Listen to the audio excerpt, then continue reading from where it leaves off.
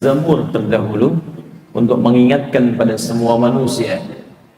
Peringatan ini sudah dini disampaikan bahwa bumi itu saya tetapkan, saya ciptakan, saya wariskan untuk dihuni, untuk dimakmurkan oleh orang-orang yang baik, orang-orang yang saleh. Karena itu sejak mulai Nabi Adam alaihissalam ditugaskan turun ke bumi menjalani kehidupan, diberikan petunjuk oleh Allah, disebut dengan hudan namanya, supaya dengan itu bisa berjalan kehidupan di bumi dengan saleh dan bebas dari kesedihan dan kegalauan. Dan kemudian dalam Al-Quran surah kedua Al-Baqarah ayat 38, qul nahbitu minha jami'a fa imma ya'tiyannakum minni hudan faman tabi'a hudaya fala khaufun 'alaihim wala hum yahzanun.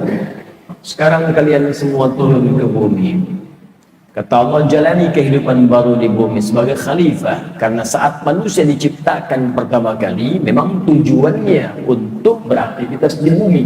Quran surah kedua Al-Baqarah ayat ke-30, wa idh qala rabbuka lil malaikati inni ja'ilun fil ardi, bukan fis sama. Ya, ketika Rabb Muhammad menginformasikan pada semua kalangan malaikat dan jin yang ada pada saat itu bahwa kami telah menugaskan, memilih, dia ada mencipta, ada menugaskan, memberikan fungsi. Ya, penciptaannya disebutkan di Quran surah ke-15 ayat ke-28 menggunakan kata khaliq. Redaksi yang sama di awalnya. Wa idh qala rabbuka lil malaikati inni khaliqum basyara, ya, min salsalin min hama'in masnun. Ketika Rabb berfirman pada seluruh malaikat dan jin yang ada pada saat itu. Di jin sudah diciptakan lebih dulu dibandingkan manusia. Karena itu di ayat 27-nya disebutkan oleh Allah, wal janna khalaqnahu min qablu min naris samum. Dan jin diciptakan sebelum manusia dengan bahan bakar yang berbeda. Ya, dengan bahan materi yang berbeda, dari api yang menyala-nyala. Ketika diciptakan manusia itu tidak ada ciptaan Allah yang tanpa faedah. Ya, tanpa fungsi, tanpa manfaat. Maka dijelaskan apa tujuan menciptakan manusia ini. Disebutkan tadi Al-Baqarah ayat 30. Jadi yang pertama, Quran surah Al-Hijr ayat ke-28, penciptaannya menggunakan khaliq. Inni khaliq, saya pencipta. Karena itu Allah disebut sang khaliq, yang mencipta dari yang tidak ada sama sekali. Ya. Basyara, basyar, makhluk yang punya gabungan kecenderungan antara takwa dengan nafsu. Kalimat basyar untuk membedakan dengan malaikat, bukan malaikat. Kalau malaikat jiwanya takwa saja. Ya, kalau hewan nafsu saja. Ini makhluk di tengah-tengah, punya sifat hewani, punya sifat takwa. Menggabungkan keduanya. Karena itu setelah tercipta kemudian keadaannya, roh disatukan dengan fisik tubuhnya, maka disebutkanlah kecenderungan ini dua-duanya. Ya, baik nafsu, nama lainnya fujur atau takwa. Ya, maka turun Quran surah 91 Asy-Syams ayat 7 sampai 10 itu. Wa nafsin wa ma sawwaha fa alhamaha fujuraha wa taqwaha. Maka dalam diri kita ada fujur, ya, yang nanti melahirkan nafsu, ada juga takwa. Ya, nafsu dengan takwa sama-sama disebutkan 115 kali dalam Al-Quran. Ketika jadi manusia, maka disebut kemudian tugasnya, fungsinya apa? Karena semua ciptaan Allah itu punya fungsi. Tidak ada yang sia-sia. Maka turunlah Quran surah kedua Al-Baqarah ayat 30 untuk menjelaskan fungsinya. Wa idh qala rabbuka lil malaikati inni ja'ilun, ya, fil ardi khalifah. Ketika Rabbu menginformasikan pada para malaikat seluruhnya dan kalangan jin yang ada pada saat itu, kami tetapkan manusia untuk menjalani misi di bumi. Tugasnya di bumi, bukan di langit. Karena itu ketika selesai tuntas diciptakan manusia pertama, diberi nama dengan Adam, Al-Baqarah ayat 31, diberikan bekal, wa 'allama Adamal asma'a kullaha. Ya, diberikan pelatihan kemudian di surga dengan segala hal yang ada di dalamnya. Masih ada ujian. Karena itu beda dengan surga yang akan kita tempati nanti. Surga Nabi Adam itu tempat untuk melatih beliau sebagai persiapan sebelum turun ke bumi. Surga kita, surga yang akan kita nikmati tanpa ada ujian lagi kemudian hari. Ya, ma la 'ainun ra'at wa la udhunun sami'at wa la khatara 'ala qalbi bashar. tak pernah terlihat, dipandang, tak pernah terdengar seperti itu gambarannya nyata. Kalau ada diinformasikan kepada kita, nanti jauh seperti apa yang didengar oleh kita. Ya. Kemudian nampak keindahannya, nggak pernah terasakan oleh siapapun dari kalangan makhluk. Ya, surga Nabi Adam masih ada ujian. Ya, Quran surah kedua ayat 35. Ya, wa qulna ya Adam uskun anta wa zawjukal jannah wa la taqraba hadhihi syajarata fatakuna minadh dhalimin. Ya, kata Allah, Adam dan pasangan Hawa, tinggali surga ini untuk berlatih, nikmati semuanya silakan. Apa yang kamu dapatkan, tapi jangan dekati satu pohon ini. Ya, engkau berpotensi menjadi zalim kalau mendekatinya.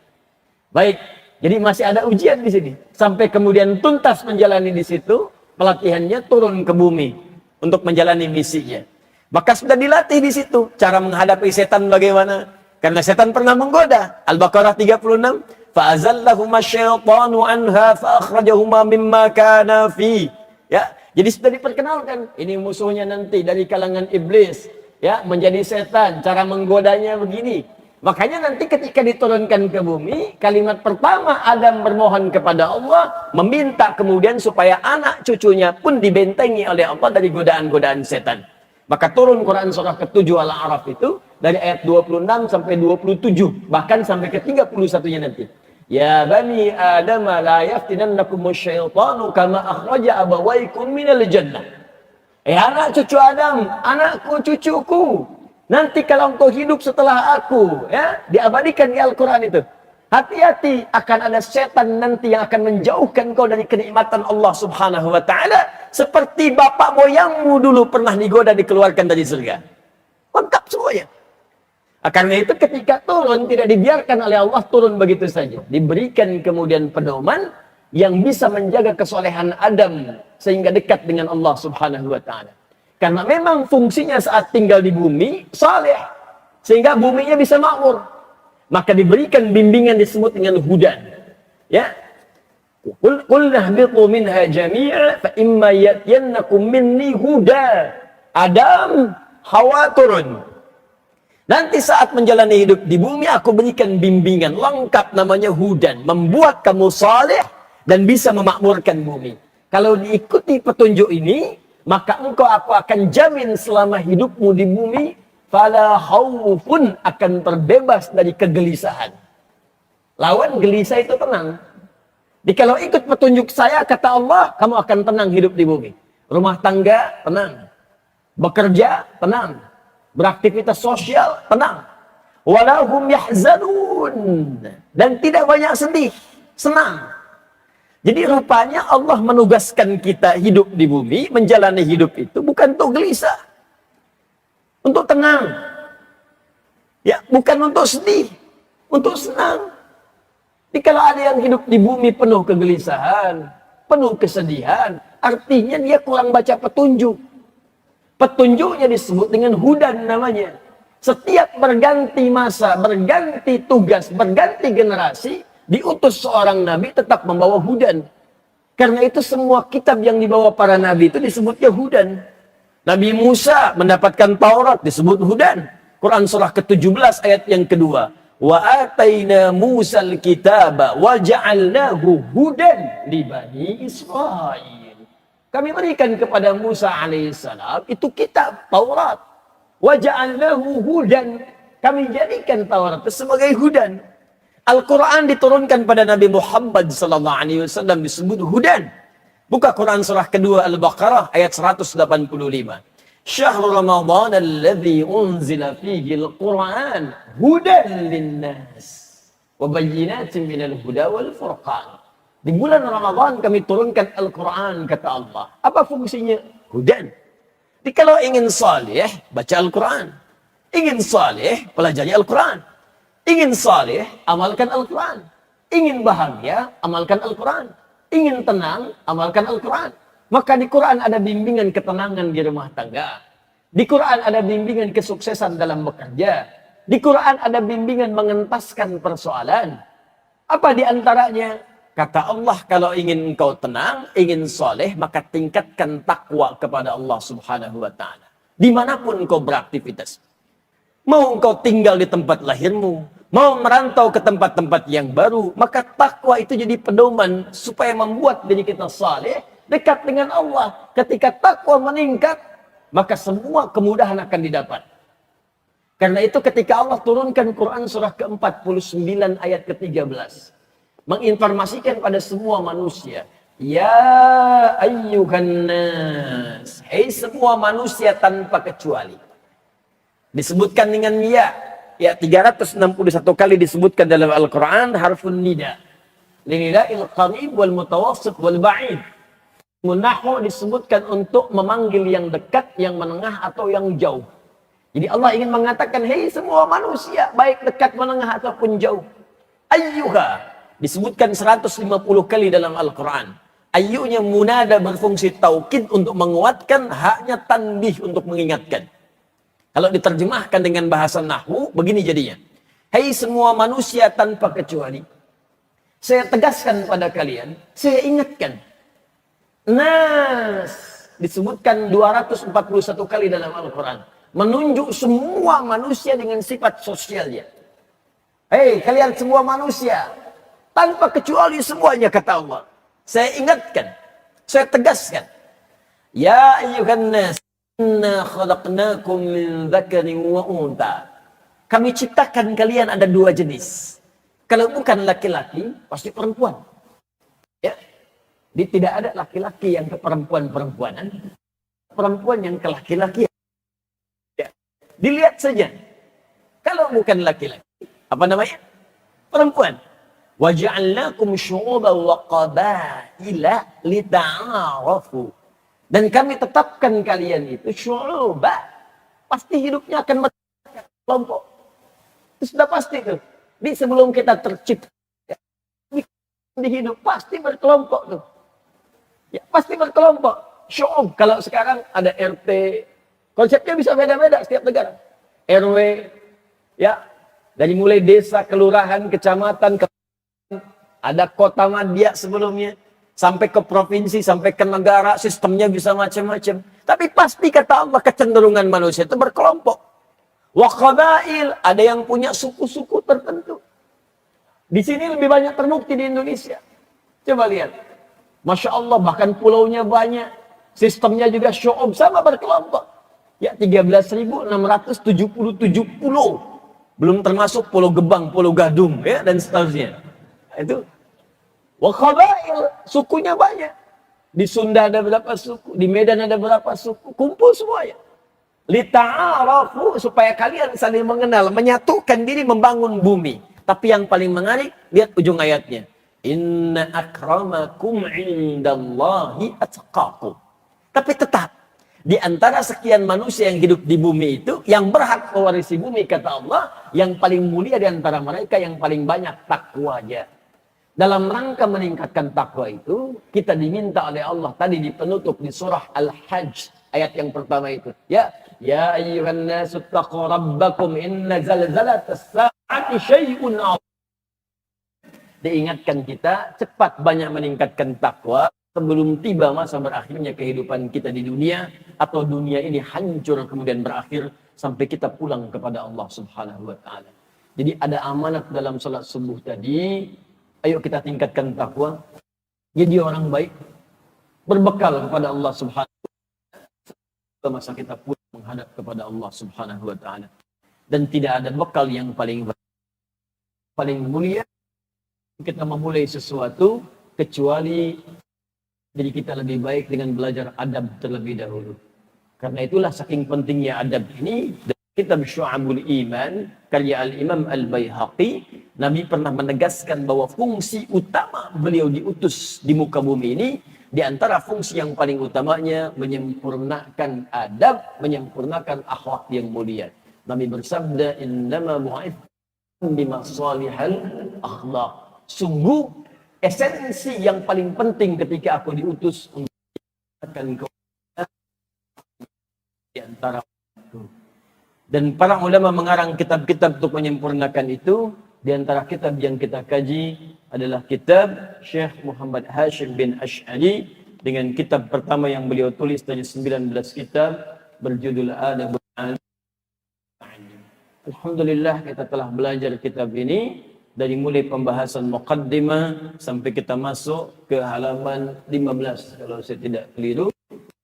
Nabi sallallahu alaihi wasallam urdu 'aliman aw muta'allima aw mustami'a aw muhibba wa la takunil khamisata fatahlik. Kita akan teruskan kajian kitab ini di kesempatan subuh kali ini, semoga insyaallah. Baik, tadi malam saya sudah keluarkan referensi hadisnya. Saya catat, saya tak temukan kertas kecuali buku catatan anak saya ini. Kadang anak saya minta buku yang mau bikin Allah, maksudnya mau menuliskan lafaz Allah, lafaz Nabi Muhammad. Lalu saya cuma temukan kertas ini, saya catat di sini sebagai referensi-referensi untuk menunjukkan sanad hadis yang terdapat di kitab ini. Ya, karena di kitabnya untuk memudahkan, tidak diruntutkan kemudian sanadnya sampai siapa, tapi karena beliau ini ahli hadis, dicukup disampaikan hadis sampai sanad yang terakhir. Saya keluarkan sampai sanad yang paling baru yang sampai kepada kita lewat kitab dan referensinya insyaallah.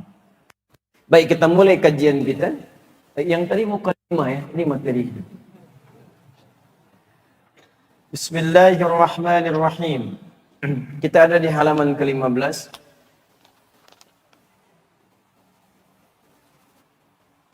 Bismillah. Wa qala sallallahu alaihi wasallam, dan terkait dengan keutamaan orang berilmu serta orang yang menuntut ilmu itu, Nabi sallallahu pernah bersabda, ini bab masih tentang keutamaan orang yang punya ilmu dan orang yang menuntut ilmu. Untuk memberikan motivasi kepada kita. Jadi kalau kita ada waktu dalam sepekan, ada kajian-kajian, coba cari majlis ilmu.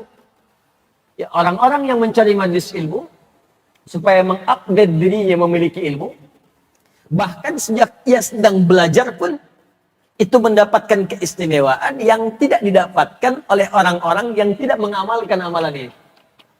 Ya, jadi kalau antum dalam sepekan misalnya ada pekerjaan dunia, ke kantorkah itu, berdagangkah, bisniskah, dan sebagainya, lalu dalam sepekan itu masih meluangkan waktu untuk ikut majlis ilmu, belajar, bertafaqquh fid din, maka Anda akan mendapatkan keistimewaan yang langsung disebutkan oleh Nabi Sallallahu Alaihi Wasallam banyak sekali dihimpun di kitab ini yang tidak ditemukan pada amalan-amalan lain.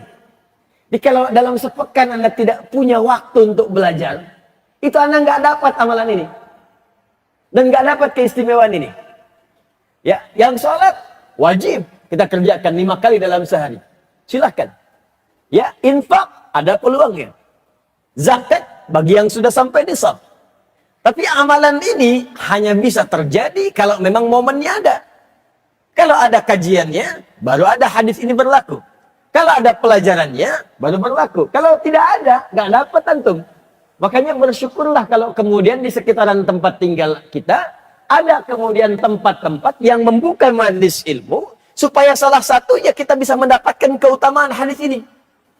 Jadi kalau dalam sepekan kita diberikan peluang, Al-Azhar punya dari subuh jam 7 siang tiap hari, masih belum mampu mengundang kita untuk belajar, dengan cara apa lagi kemudian Allah memberikan keutamaan pada kita untuk meraih keutamaan di hadis ini.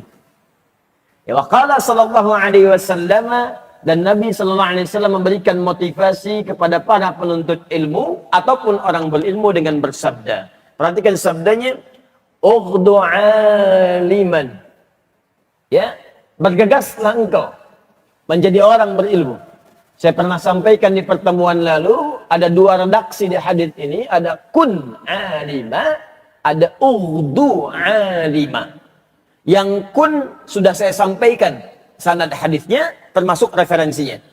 Sekarang saya sampaikan yang redaksi yang kedua yang menggunakan ughdu. Kalau kun itu menunjuk pada cepatnya. Ya, cepat untuk meraih sesuatu. Karena itu ketika Allah mencipta sesuatu, kalimatnya menggunakan kun fayakun, cepat jadi. Ya, jadi cepat. Tapi kalau ughdu itu menunjukkan pada awalnya sesuatu. Pionir. menjadi yang paling pertama. Ya, jadi kalau ini cepat, yang pertama kun, cepat. Jadi kalau ada peluang menuntut ilmu, cepat ambil. Kalau ada peluang belajar, cepat ambil. Kalau ada peluang mengupgrade kitab fiqh, ada kajian tafsir di Al-Azhar, cepat datang. Ada kajian hadis di As-Salam, samping, cepat. Ada kajian fiqh di Al-Ihsan, cepat. Ada kajian kemudian misalnya usul fiqh di Baitur Rahim, cepat. Itu kun. Kun aliman atau muta'alliman. Ya, kalau ada peluang-peluang menjadikan kita menjadi lebih baik, lebih pintar, atau ada peluang untuk belajar, cepat ambil kata Nabi. Jangan tunda. Sebab kalau itu sudah kehilangan momennya, Anda nggak dapat lagi peluang pahalanya. Nanti kita lihat apa saja di antara pahalanya. Kalau sudah Anda dapatkan momennya, tahu nih, bismillah besok di Al-Azhar ada kajian. Ya, waktunya ba'da subuh. Subuhnya jam 4:06. Uhdu, maka jadi yang paling awal datang. Itu bahasa Nabi ya. Kalau perlu ambil sak pertama. Ya, siapkan diri kita. Uhdu. Makanya kalimat uhdu, ghadat itu di bahasa Arab sering menunjukkan pada yang awal-awal. Ya, salat subuh disebut dengan salat ghadat. Ya, salat ghadat. At-Tirmidzi nomor hadis 586. Ini hadis tentang syuruk. Ya, man shallal ghadata fil jama'ati aw fil masjid, thumma yaqudu yadhkurullaha wa yusalli rak'ataini fi bidayatil duha, fa kana 'alaihi ajri hajjin wa umratin. Tamamun. Siapa yang menunaikan salat ghadat subuh? Kenapa salat subuh disebut dengan ghadat? Karena ia berada di awal waktu dalam salat yang 5 waktu itu. Ya, sekaligus menunjuk pesan kepada kita. Kalau sudah datang waktu subuh, jadi yang paling pertama datang duluan. Fil jamaah. Ya, sab pertama incar. Sahabat Nabi itu kalau datang subuhan ada yang sayap kanan. Ketahuan tuh. Jadi itu ada yang selama hidupnya sampai wafat, Anda bayangkan. Selama sampai menjelang wafat, itu ketahuan oleh Nabi posisi sayap kanan. Sayap kanan sebelah pojok. Jadi kalau sudah Nabi ke masjid, udah tahu tuh si fulan ada di situ. Ya, sekali pernah kemudian Nabi menengok, belum ada, sayap kanan ini belum ada. Gak kelihatan, orangnya beda. Maka Nabi katakan, mana si fulan? Belum datang. Tunggu, sampai kemudian agak jedanya agak panjang. Sampai dikhawatirkan diduga subuh akan habis, baru dimulai sholat. Sampai ingin dilihat si fulan kemana ini. Ya, setelah sholat, Allahu Akbar, tiba-tiba belum datang juga. Ditanya kepada para sahabat, kalian tahu siapa si fulan ini? Di mana tinggalnya? Kelihatan hari ini. Maka disebutkan, ya Rasulullah, si fulan tinggalnya di anu. Datangi ke sana, ayo kita ke sana tengok. Jadi kalau sudah sehati jadi ahli masjid itu, kita kenal nanti siapa yang jadi ahli masjid. Pasti antum akan tahu tuh, yang subuh, akan tahu lama-lama tuh kebiasaannya. Ada yang suka di belakang imam, kan?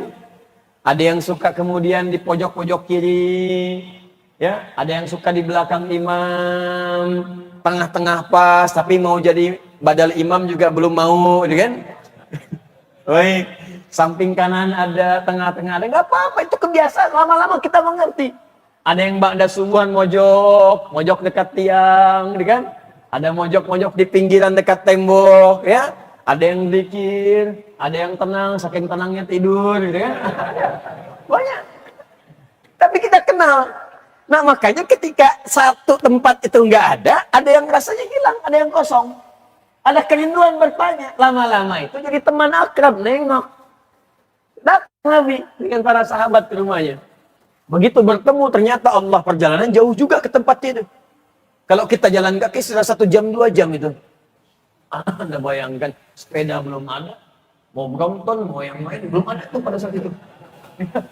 Gak ada sepeda itu. Ya, motor juga apalagi, mobil nggak ada. Bayangkan, Allahu Akbar, dengan kakinya masih bisa berjalan perjalanan jauh untuk menunaikan sholat subuh dan dapatkan saat pertama pojok kanan. Itu kalau telat dikit kan nggak kebagian. Antum kalau telat dikit nggak kebagian ini. Ya, ngincar sebelah kanan luar. Baik. Jadi Allahu Akbar. Kalau nggak datangnya tepat waktu nggak dapat. Jauh itu. Begitu sampai di situ, subhanallah, masya Allah, apa yang terjadi? Kata istrinya, ini sudah wafat. Sudah wafat. Kata Nabi, adakah kemudian yang membuat engkau aneh sebelum wafat? Ada sesuatu enggak? Enggak ada ya Rasulullah. Cuman dia itu kayak orang ngigo sebelum wafat itu. Dia katakan, ya Allah, kenapa enggak lebih jauh lagi? Ya Allah, kenapa bukan yang baru ya Allah? Nabi tersenyum mengatakan, ya. Ketika dia mengatakan demikian, ditampakkan oleh Allah pahala-pahala kebaikannya. Jadi kalau orang saleh, itu saat akan wafat, ditampakkan ya kebaikan-kebaikan dia, pahala-pahala dia, gambaran-gambaran surganya. Makanya ketika wafat itu akan wafat tenang, senang dia, tenang, jiwanya tenang. Dan panggilan wafat itu panggilan ketenangan. Quran surah ke-89 ayat 27 sampai 30. Ya ayyatuhan nafsul mutmainnah. Hei jiwa yang sedang tenang. Kenapa dia bisa tenang? Karena tampak semua kebaikan. Tampak nih pahala kamu nih saat jamaah, pahala kamu saat belajar, pahala kamu saat ke masjid, ditampakkan dan digambarkan kenikmatan surganya. Makanya ayatnya nanti akan disambungkan dengan surga. Irji'i ila rabbiki radiyatan mardiyah. Cepat pulanglah kepada Rabbmu. Aku ridha dengan amalmu dan engkau pun akan ridha dengan pemberianku. Fadkhuli fi ibadi wadkhuli jannati. Ini kalimatnya. Masuk dalam golongan hambaku yang baik. Aku siapkan surga untukmu. Nih gambarannya begini. Makanya saat sakaratul maut itu tenang, lihat tenang, enak. Saking tenangnya nggak sadar nyawa sudah hilang.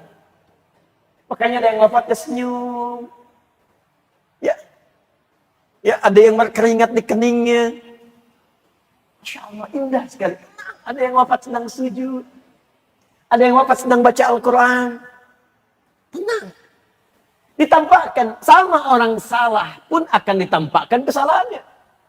Makanya hati-hati. Orang soleh ditampakkan kesolehannya. Orang salah dimunculkan kesalahannya. Orang biasa mabuk, keluarnya itu kalimat mabuk. Orang berkata kotor, keluarnya kata-kata kotor. Orang soleh ditampakkan hasil kesolehannya. Nampak.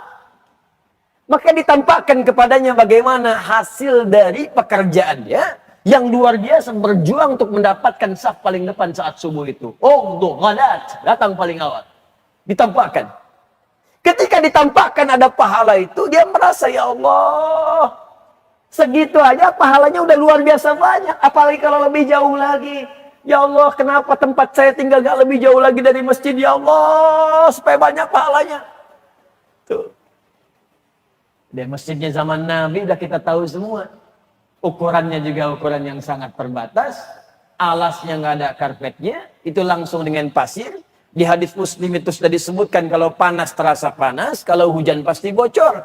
Pernah salah satu tanda Lailatul Qadar itu disebutkan dalam mimpi Nabi Sallallahu Alaihi Wasallam. Nabi bermimpi ketika salam tahiyat terakhir itu salam, kemudian nampak di keningnya itu ada tanah. Ya, kalau kena lumpur lah, kalau kena kemudian air kan berubah ya, seperti jadi lumpur. Kena keningnya itu. Ya jadi Anda bayangkan kalau sholat panas kepanasan, kalau hujan bocor basah kena itu. Tapi masih mengejar saf pertama, jalan kaki lagi. Sahabat demikian. Sana siapa? Surga belum jelas. Amalan berantakan, hisab menegangkan, cita-cita surga Firdaus. Ya, bersama Nabi lagi. Sekarang dikasih kesempatan. Masjidnya besar, Al-Azhar. Fasilitas enak. Kalau panas ada AC-nya, ada kipas anginnya. Ya, kalau dingin hangat di dalamnya. Kajian subuh kemudian ada hidangannya. Ya, teh manis ada. Sarapan nggak tahu, dia di luar banyak. Ya, jadi kalau dengan semua fasilitas ini belum juga membantu kita menyentuh untuk ibadah di masjid, ya dengan cara apa lagi difasilitasi? Dulu orang ke masjid sederhana itu karena motivasi kuat, motivasinya kuat, jalan kaki pun dapat 2 jam ditempuh. Ini orang sekarang sepeda sudah ada, motor lengkap, mobil koleksi banyak, jarak dari rumah cuma 20 meter. Untuk berangkat dengan semua fasilitas itu pun belum bisa dipakai, ya perlu dikasih apa lagi? Itu penting merenung kita ini. Ya, di jalan kemudian pernah satu kali di musim dingin dia pakai baju double. Jadi di dalamnya pakai yang baru, lebih baru, di luarnya pakai yang udah lama. Begitu bertemu orang kedinginan di jalan, dibuka yang luar, dipakaikanlah kepada orang itu, ditampakkan pahalanya. Lalu muncul, ya Allah, kenapa bukan yang baru yang saya kasihkan, ya Allah? Kenapa bukan yang baru? Pahalanya tentu lebih banyak lagi. Karena itu kalimat-kalimat ghadat, ughdu, itu menunjukkan kalimat yang memotivasi kita datang di awal waktu. Ambil yang paling depan, pionir. Jadi kalau ada peluang beramal soleh, kejar. Karena belum tentu Anda mendapatkan yang serupa setelah itu. Termasuk menuntut ilmu, kalimatnya ughdu alimah. Kejar. Ambil yang paling depan. Subuh 4:06, kalau perlu saya datang jam 4. Udah banyak orang datang jam 4. Rencana udah banyak, saya datang jam 3. Jam 3 udah banyak juga yang tahajud. Saya datang nginap kalau perlu. Siapkan. Ughdu alima, au muta'allima, au mustami'a, au muhibba. Ya, wala takunil khamisa fatahlik. Jadi redaksinya ada dua, ada khamisa, ada khamisata. Saya bacakan sanadnya dulu. Referensinya dari mana? Nanti setelah itu baru kemudian kita bahas kalimat-kalimatnya. Ini sudah saya tuliskan tadi malam. Jadi ini hadis ini banyak dikumpulkan ya di dalam kitab Jami'u Bayanil Ilmi wa Fadlih karya Syekh Ibnu Abdul Bar. Ya, Ibnu Abdul Bar. Nama lengkapnya Abu Umar Yusuf. Ya, Abu Umar Yusuf bin Abdullah bin Muhammad bin Ibni Abdul Bar, ya, Al-Qurtubi Al-Andalusi, dari Cordoba. Qurtubi itu Cordoba, ya, Cordoba sekarang Spanyol. Jadi ini orang Spanyol, ya, Andalusia dulunya. Lahir tahun 368 Hijrah. Ya, beliau ini saya sampaikan dulu latar belakangnya. Asalnya Zahiri. Ya, ikut kepada mazhabnya Daud al-Zahiri, mazhab tekstual. Jadi kalau di teksnya begitu dikerjakannya. Kemudian belajar meluas, pindah menjadi Maliki. Ikut Imam Malik. Ya, Malik bin Anas yang lahir kisaran tahun 95 Hijrah, termasuk kalangan salafus saleh. Ya, beliau lahir di Madinah, tumbuh di Madinah, dewasa di Madinah, kemudian juga mengajar sampai wafatnya di Madinah, nggak pernah keluar dari Madinah. Karena itu dikenal sebagai Imam Darul Hijrah. Ya, Darul Hijrah. Ajarannya menyebar sampai sekarang. Itu ada di wilayah Afrika Utara dan lepas Mediterania. Ya, Afrika Utara. Jadi kalau Anda ke Libya, Tunisia, Maroko, Aljazair, lepas Mediterania, Italia, Spanyol, Prancis, kisaran itu mazhabnya Maliki. Ya, Maliki. Mazhab itu kecenderungan yang dipilih oleh Imam Malik dari manhaj yang diajarkan Nabi. Saya pernah terangkan kepada Anda, ada manhaj, ada mazhab. Ya, manhaj semua kumpulan ajaran yang bersumber dari Nabi. Misal, Bismillahirrahmanirrahim dibaca dalam sholat, itu ada 70 hadis. Cara bacanya ada 4. Bisa dijaharkan. Bismillahirrahmanirrahim. Bisa silent, sir. Bismillahirrahmanirrahim. Bisa tidak dibaca sama sekali. Nah, Alhamdulillahi Rabbil Alamin. Bisa dibaca rakaat pertama, selanjutnya tidak dibaca sama sekali. Itu riwayatnya Abu Hurairah yang terakhir. Dibaca rakaat pertama, kalau subuh 2 rakaat, pertama dibaca jahar. Keras, rakaat yang pertama. Bismillahirrahmanirrahim. Rakaat kedua tidak dibaca sama sekali. Itu ada 4 cara, 70 hadis. Itu semua disebut manhaj. At-tariqil wadih. Ya, kumpulan bimbingan yang jelas bersumber dari Nabi SAW. Ketika dipraktekkan, dipilih, kan nggak mungkin 4-4-nya dibacakan. Ustadz, saya sudah khatam qiraat sab'ah, 7 qiraat. Saya akan bacakan 4-4-nya ini untuk lebih afdal lagi. Masya Allah. Bismillahirrahmanirrahim. Bismillahirrahmanirrahim.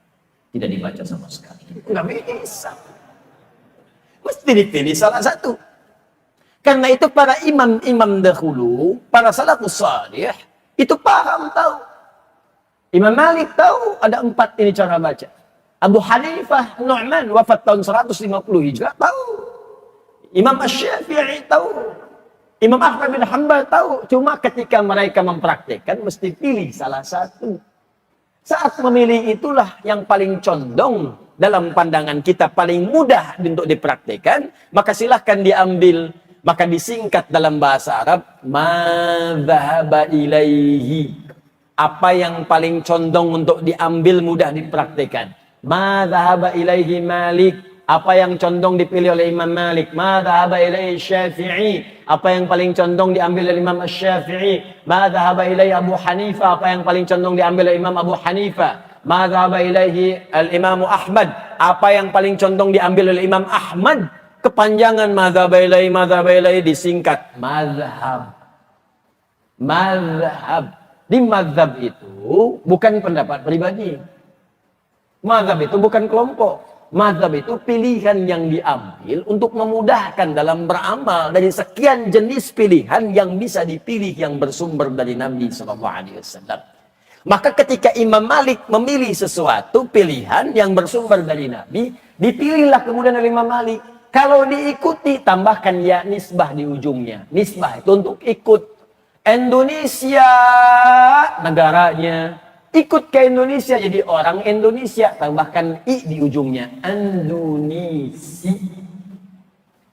Amerika, negara Amerika. Orang Amerika, Ameriki. Oh. Malaysia, negara Malaysia. Orang Malaysia, Malisi. Kan? Jakarta, orang Jakarta, cuman nggak enak kalau pakai i, makanya ganti jadi Betawi. Bekasi, Bekasi. Imam Malik ngambil sesuatu pilihan, bismillahnya saya nggak baca, langsung hamdalah. Alhamdulillahi Rabbil Alamin. Diikuti oleh orang-orang yang sepaham dengan beliau. Pengen ikutlah yang ini. Imam Malik kami tahu nih, orang Madinah, tinggal di Madinah, dekat dengan orang-orang Madinah, Imam Darul Hijrah, diikuti, pengikutnya disebut Maliki. Imam Syafi'i pengen diarahkan, Bismillahirrahmanirrahim.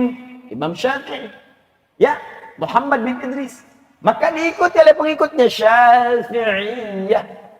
Las ya, pakai tak sifat. Las Malikiyah, menggunakan sifat. Ya, Hanabilah menggunakan sifat. Jelas sampai sini? Baik, jadi pindah kemudian ya kepada ajarannya Imam Malik bin Anas, ya. Mengikuti kemudian ajaran beliau, Ali lebih bagus yang paling populer, maka puncaknya jadi imam di situ. Ini orang soleh Pak Ibu. Dan alim, allamah, berilmu. Ya, Ibnu Abdul Bar itu dikenal di kalangan para ulama satu hafidh ahli Quran. Yang kedua mu'arrikh, ahli sejarah. Hafidh, mu'arrikh. Faqih, ahli fikih. Jadi bukan sekedar ilmu biasa ini. Ya, bukan kaleng-kalengan.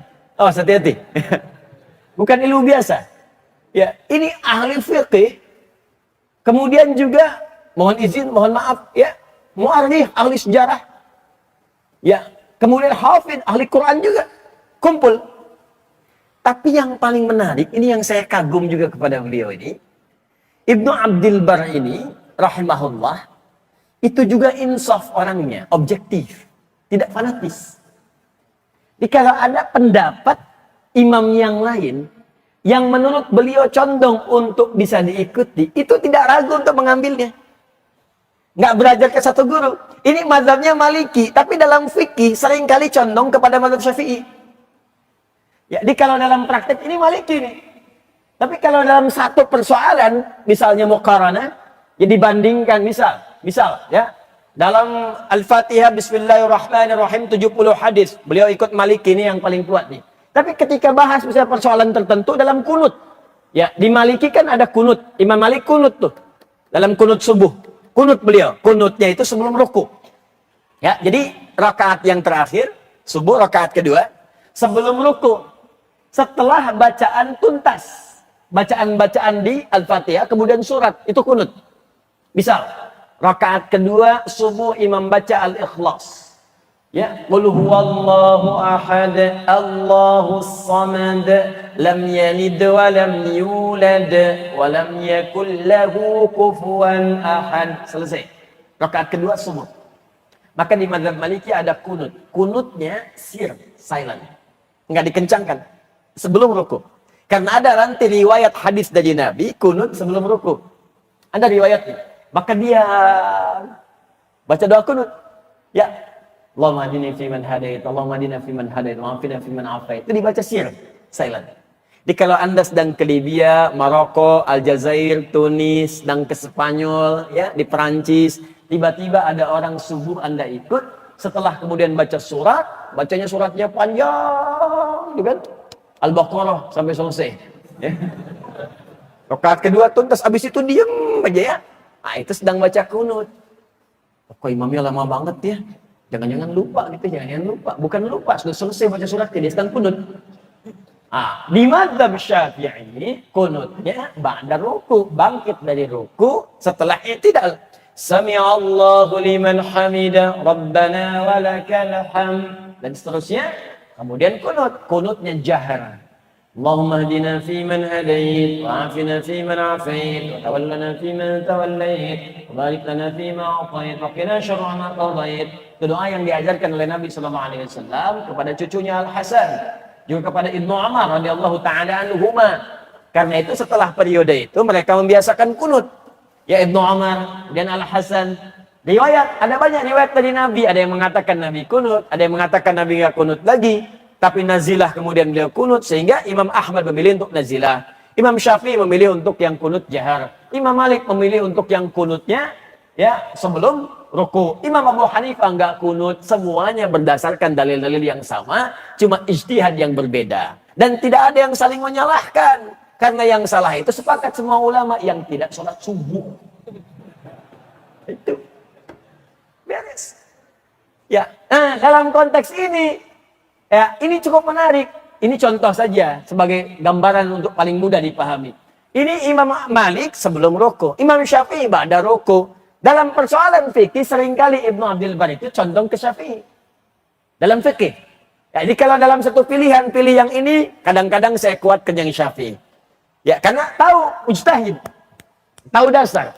Jadi boleh kadang-kadang beliau kuatkan yang Maliki, kadang-kadang condong ke Syafi'i, karena punya dasar untuk memahami dalilnya. Tapi yang kita ambil dari sini adalah bukan persoalan Syafi'i, Maliki, semua sumbernya dari Nabi. Yang saya kagum adalah bagaimana sifat objektifnya, tidak fanatik terhadap satu hal tertentu. Sehingga dengan itu peluang untuk membuka wawasan itu tinggi. Inilah yang menyebabkan banyak ulama ini mengambil referensinya. Ya, ini menarik nih. Bahkan teman-teman salafi, ayo. Mana teman-teman salafi yang ngaji itu? Itu banyak mengambil kitab ini. Jami'ul Bayanil Ilmi wa Fadli, itu banyak dikutip itu. Ya, Ustaz Abdul Qadir Jawas itu banyak mengutip ini. Ya, beliau pernah menulis makalah itu keutamaan ilmu syar'i dan mempelajarinya. Ya, saya pernah lihat tuh, pernah baca itu. Itu lihat catatan kaki footnote nomor 20 dan 21.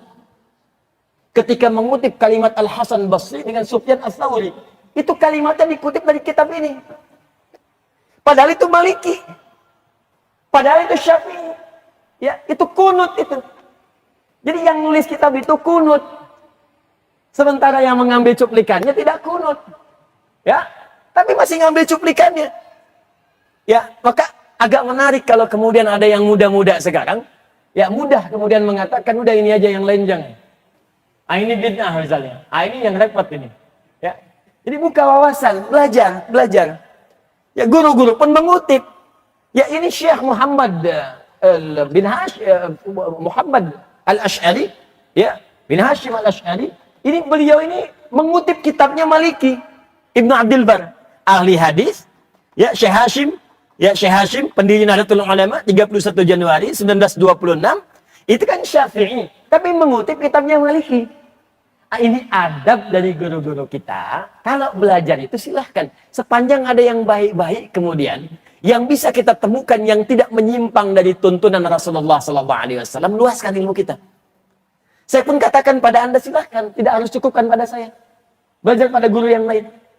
Ya, jangan cukupkan pada saya saja, sebab nanti kalau Anda fanatis pada saya, kemudian saya salah. Itu yang bahaya. Ya, itu yang bahaya, tidak ada yang bisa meluruskan dan Anda akan larut dalam kesesatan di situ.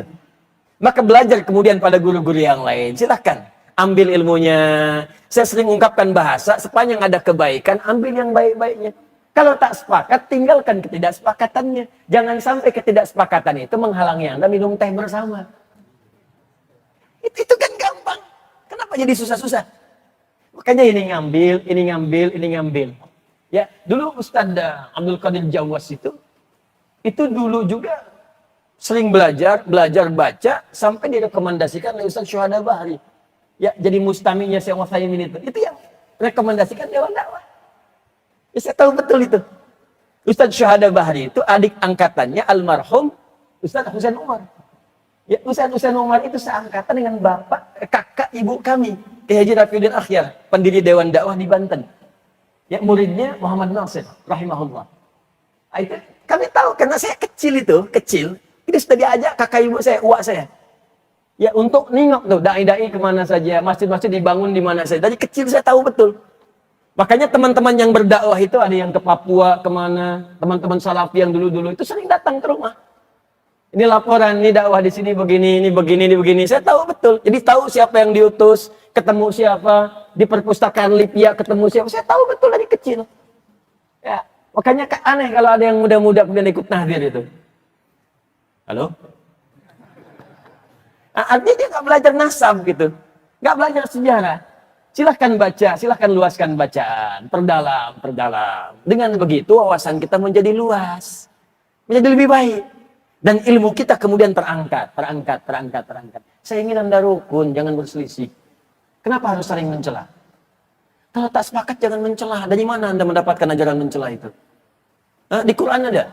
Anda ngaji Quran, ngaji sunnah. Apa diajarkan di Quran sunnah saling mencela? Anda belajar Quran yang mana? Sunnah yang mana? Yang saya inginkan kita hidup rukun. Perbedaan nggak apa-apa kalau beda sedikit. Ya beda dan landasan mengambil putusan nggak ada masalah. Sepanjang dalilnya ada. Tapi jangan sampai kemudian saling tidak mengucapkan salah. Assalamualaikum akhi. Besok aja. Besok. Nggak saling sapa. Kok bisa Anda belajar sesuatu tiba-tiba jadi bermusuhan. Pulang ke rumah jadi ribut dengan istri. Istri ribut dengan suami. Jadi nggak kenal tetangga. Jadi nggak saling sapa. Anda belajar apa? Zaman Nabi kan semua didakwahi. Fir'aun aja yang ngaku Tuhan diutus oleh Nabi Musa dan Harun untuk berdakwah dan lembut. Quran surah 20 ayat 43 sampai 44. Idhaba ila fir'auna innahu tagha faqula lahu qawlan layyina la'allahu yatadhakkaru aw yakhsha. Musa dan Harun sekarang pergi ke Fir'aun. Dakwahi dia dengan lembut. Ya, dia sudah mulai menyimpang dari kedudukan. Dakwahi dia dengan lembut. Mungkin dengan kelembutan itu dia sadar dan mulai takut kepada Allah. Fir'aun yang ngaku Tuhan. Jahatnya luar biasa, hobi bunuh orang. Masih diminta oleh Allah kepada Musa dan Harun diperintahkan, jangan jauhi dia. Dakwahi dengan lembut, jangan kasari dia. Dakwahi dengan kelembutan itu mungkin sadar. Teman ente itu bukan Fir'aun. Nggak pernah ngaku Tuhan, sama-sama ke masjid. Kenapa Anda jadi kasar? Anda pun bukan Musa, Harun juga bukan. Anda Nabi bukan, Rasul juga bukan. Berdakwah kepada orang yang bukan Fir'aun. Kenapa mesti kasar? Bisa dipahami ya? Jadi kalau belum mengerti juga, ada sesuatu dalam hati Anda. Ada masalah itu. Ya, ada masalah. Maka kalau saya senangnya kita bersilaturahim, saling mendoakan. Saya doakan tuh. Saya doakan guru-guru, teman-teman, sahabat-sahabat, guru-guru lain. Saya doakan yang mencela saya, yang mentahdir, supaya jadi sahabat. Di teman, beda boleh tapi jangan berselisih. Itu yang saya maksudkan. Kalau Anda tanya, saya sebutkan nasabnya satu-satu tuh. Ya, si Fulan belajar di sini, PGA-nya di sini, di fasilitas ini, pindah ke sini belajar. Saya belajar. Ya, SD saya diajak-ajak, kemudian saya masuk pesantren, begitu kelas 1 SMA, saya diminta kemudian lewat saya datang ke Istaya Muhammad Nasir itu. Saya yang periksa itu skripsinya malamnya, besoknya sidang. Ya, jadi kemudian saya cek, besoknya kakak ibu saya yang menyidang itu. Jadi di sidang, saya tahu yang diucapkan, Anda salah halaman sekian. Saya bilang gitu, saya yang tadi malam perbaiki. Jadi kita paham nih sipulan-sipulan. Jadi seperti itu kita saling doakan. Itu indah cara berdakwah. Saling support, saling rekomendasikan. Teman-teman kalau belajar hadis sipulan ya. Saya sering katakan, Anda kalau ngajak sirah, cari Ustaz Khalid. Ya Ustaz Khalid, itu orang baik tuh. Insya Allah orang saleh itu. Belajar sirah kepada beliau. Ustaz Budi Azhari, belajar. Ya, ayo kepada siapa aja. Di Al-Azhar ada siapa. Ya belajar tentang akidah. Belajar pada Ustaz Farid Uqbah. Belajar tuh. Ya, Masya Allah, Alhamdulillah beliau masih sehat. Masih mau mengajar. Ya, belajar. Orang Malaysia aja datang belajar. Belajar kepada beliau. Ngundang belajar. Masa orang Indonesia nggak belajar?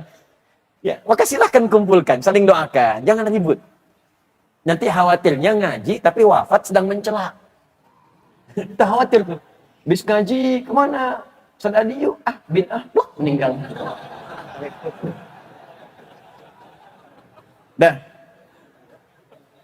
Dah, kita tidak usah ikut-ikut ya. Saya tidak pernah mengajarkan Anda untuk mencela orang, termasuk pada yang mencela kita. Kalau Anda pandai mencela setelah belajar dengan saya, maka saya bersaksi di hadapan Allah, saya tidak pernah mengajarkan Anda. Ya, maka silakan. Dari mana saja kita dapatkan ilmu, termasuk Ibnu Abdul Bar, Maliki, tapi masih mau belajar mazhab Syafi'i. Ya, nama aslinya Muhammad bin Idris Asy-Syafi'i. Syafi'i itu dari kata Syafi, kakek yang ketiga, datuk ketiga dari Muhammad bin Idris. Jadi, nama aslinya bukan Imam Syafi'i. Nama aslinya Muhammad, punya bapak namanya Idris. Idris punya bapak namanya Al-Abbas. Al-Abbas punya bapak namanya Utsman. Utsman punya bapak namanya Syafi'. Syafi' punya bapak namanya Sa'id. Ya, Sa'id punya bapak namanya Ubaid. Ubaid punya bapak namanya siapa? Ya, Abid bin Zaid. Abid bin Zaid punya bapak namanya siapa? Hashim. Hashim punya bapak namanya siapa? Al-Muttalib. Al-Muttalib punya bapak namanya siapa? Siapa? Abdul Manaf. Dia Abdul Manaf ini bertemu nasabnya dengan Nabi SAW. Muhammad SAW bin Abdullah bin Abdul Muttalib bin Hashim bin Abdul Manaf. Jadi dari bapaknya Muhammad bin Idris kepada Nabi SAW bertemu di nasab yang sama di Abdul Manaf. Adapun kalimat Syafi'i dari kakeknya yang ketiga namanya Syafi', Muhammad bin Idris bin Al-Abbas bin Utsman bin Syafi'. Kenapa menasabkan kepada Syafi'nya, bukan kepada Al-Abbasnya, bukan kepada Utsmannya? Karena Syafi' ini hidup di masa sahabat ridwanullah alaihim dan berjumpa dengan Nabi SAW. Bapaknya Idris tidak berjumpa, wafat di Askalan. Ya, Syafi'i lahir 150 Hijrah. Ya, kemudian bapaknya wafat di Askalan. Kemudian ke atasnya Abbas tidak berjumpa lagi, hidup di zamannya Abul Abbas As-Saffah. Ya, kemudian Utsman juga tidak berjumpa. Syafi'i berjumpa dengan Nabi sallallahu alaihi wasallam, laqiyan Nabi sallallahu alaihi wasallam. Makanya beliau ingin dinisbatkan kepada Syafi'i, Asy-Syafi'i. Maksudnya semua ajaran-ajaran saya ini tidak akan lepas dari bimbingan Nabi sallallahu alaihi wasallam. Kakek saya pun pernah berjumpa dengan Nabi sallallahu alaihi wasallam. Sa'ib disebutkan dalam Usdul Ghabah. Ya, fi tamyiz sahabat juga termasuk kalangan sahabat. Nasab ibunya, ini lebih nyampe lagi. Ya, ibunya namanya Fatimah. Fatimah bin Abdullah bin Al-Hasan bin Al-Muthanna bin Al-Hasan bin Ali ibnu Abi Thalib radhiyallahu taala anhu. Zauju Fatimah Zahra radhiyallahu taala anha bintu Muhammadin sallallahu alaihi wasallam. Ya, bin Abdullah bin Abdul Muttalib bin Hashim bin Abdul Manaf bin Qusay bin Murrah bin Kilab bin Ka'ab bin Ghalib bin Fihr bin Malik bin Umar bin Kinana bin Khuzaimah bin Mudrika bin Ilyas bin Nizar bin Mudar bin Ma'an bin Adnan bin Adi bin Adri bin Muqawwam bin Nahur bin Tarikh bin Ya'rub bin Yasjub bin Nabit bin Ismail alaihissalam bin Ibrahim alaihissalam bin Azar bin Nahur bin Abir bin Kinan bin Al-Fakhshad bin Sam bin Nuh alaihissalam bin Mihlail Matusyalam bin Kinan bin Al-Was bin Tis bin Adam alaihissalam. Ayo ulangi. Jadi dari nasab ibunya tersambung kepada Nabi Sallallahu Alaihi Wasallam, dari nasab bapaknya tersambung kepada kakek Nabi Sallallahu Alaihi Wasallam di Abdul Manaf. Dan Quraisy bin Masasati Arab murni, Al-Imam Syafi'i. Jadi semuanya ada yang lain. Kalau Anda tanya Imam Ahmad, saya jelasin Imam Ahmad. Tapi karena dibahas di sini Imam Malik dengan Imam Asy-Syafi'i, maka saya bahas dari nasabnya, runtutannya sampai dengan referensi-referensinya. Supaya yakin, ini penting mengetahui siapa orang ini. Khalfiahnya apa? Awas ya, latar belakangnya siapa? Supaya kita bisa belajar, yakin dan tahu apa yang harus kita ambil dari situ. Ingat ya, ini sudah ada tanda dari ulama dulu. Setiap Anda buka kitab ulama, selalu disebutkan ismuhu wa nasabuhu.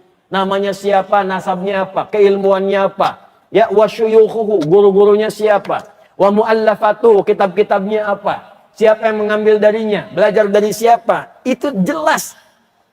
Ya, ada nasab ilmu. Sehingga semua yang diajarkan itu argumentatif. Punya dasar yang kuat. Dan kita pun nggak ragu belajarnya. Itu pelajaran ke masa kini. Maaf ya, supaya jangan sembarangan kita belajar.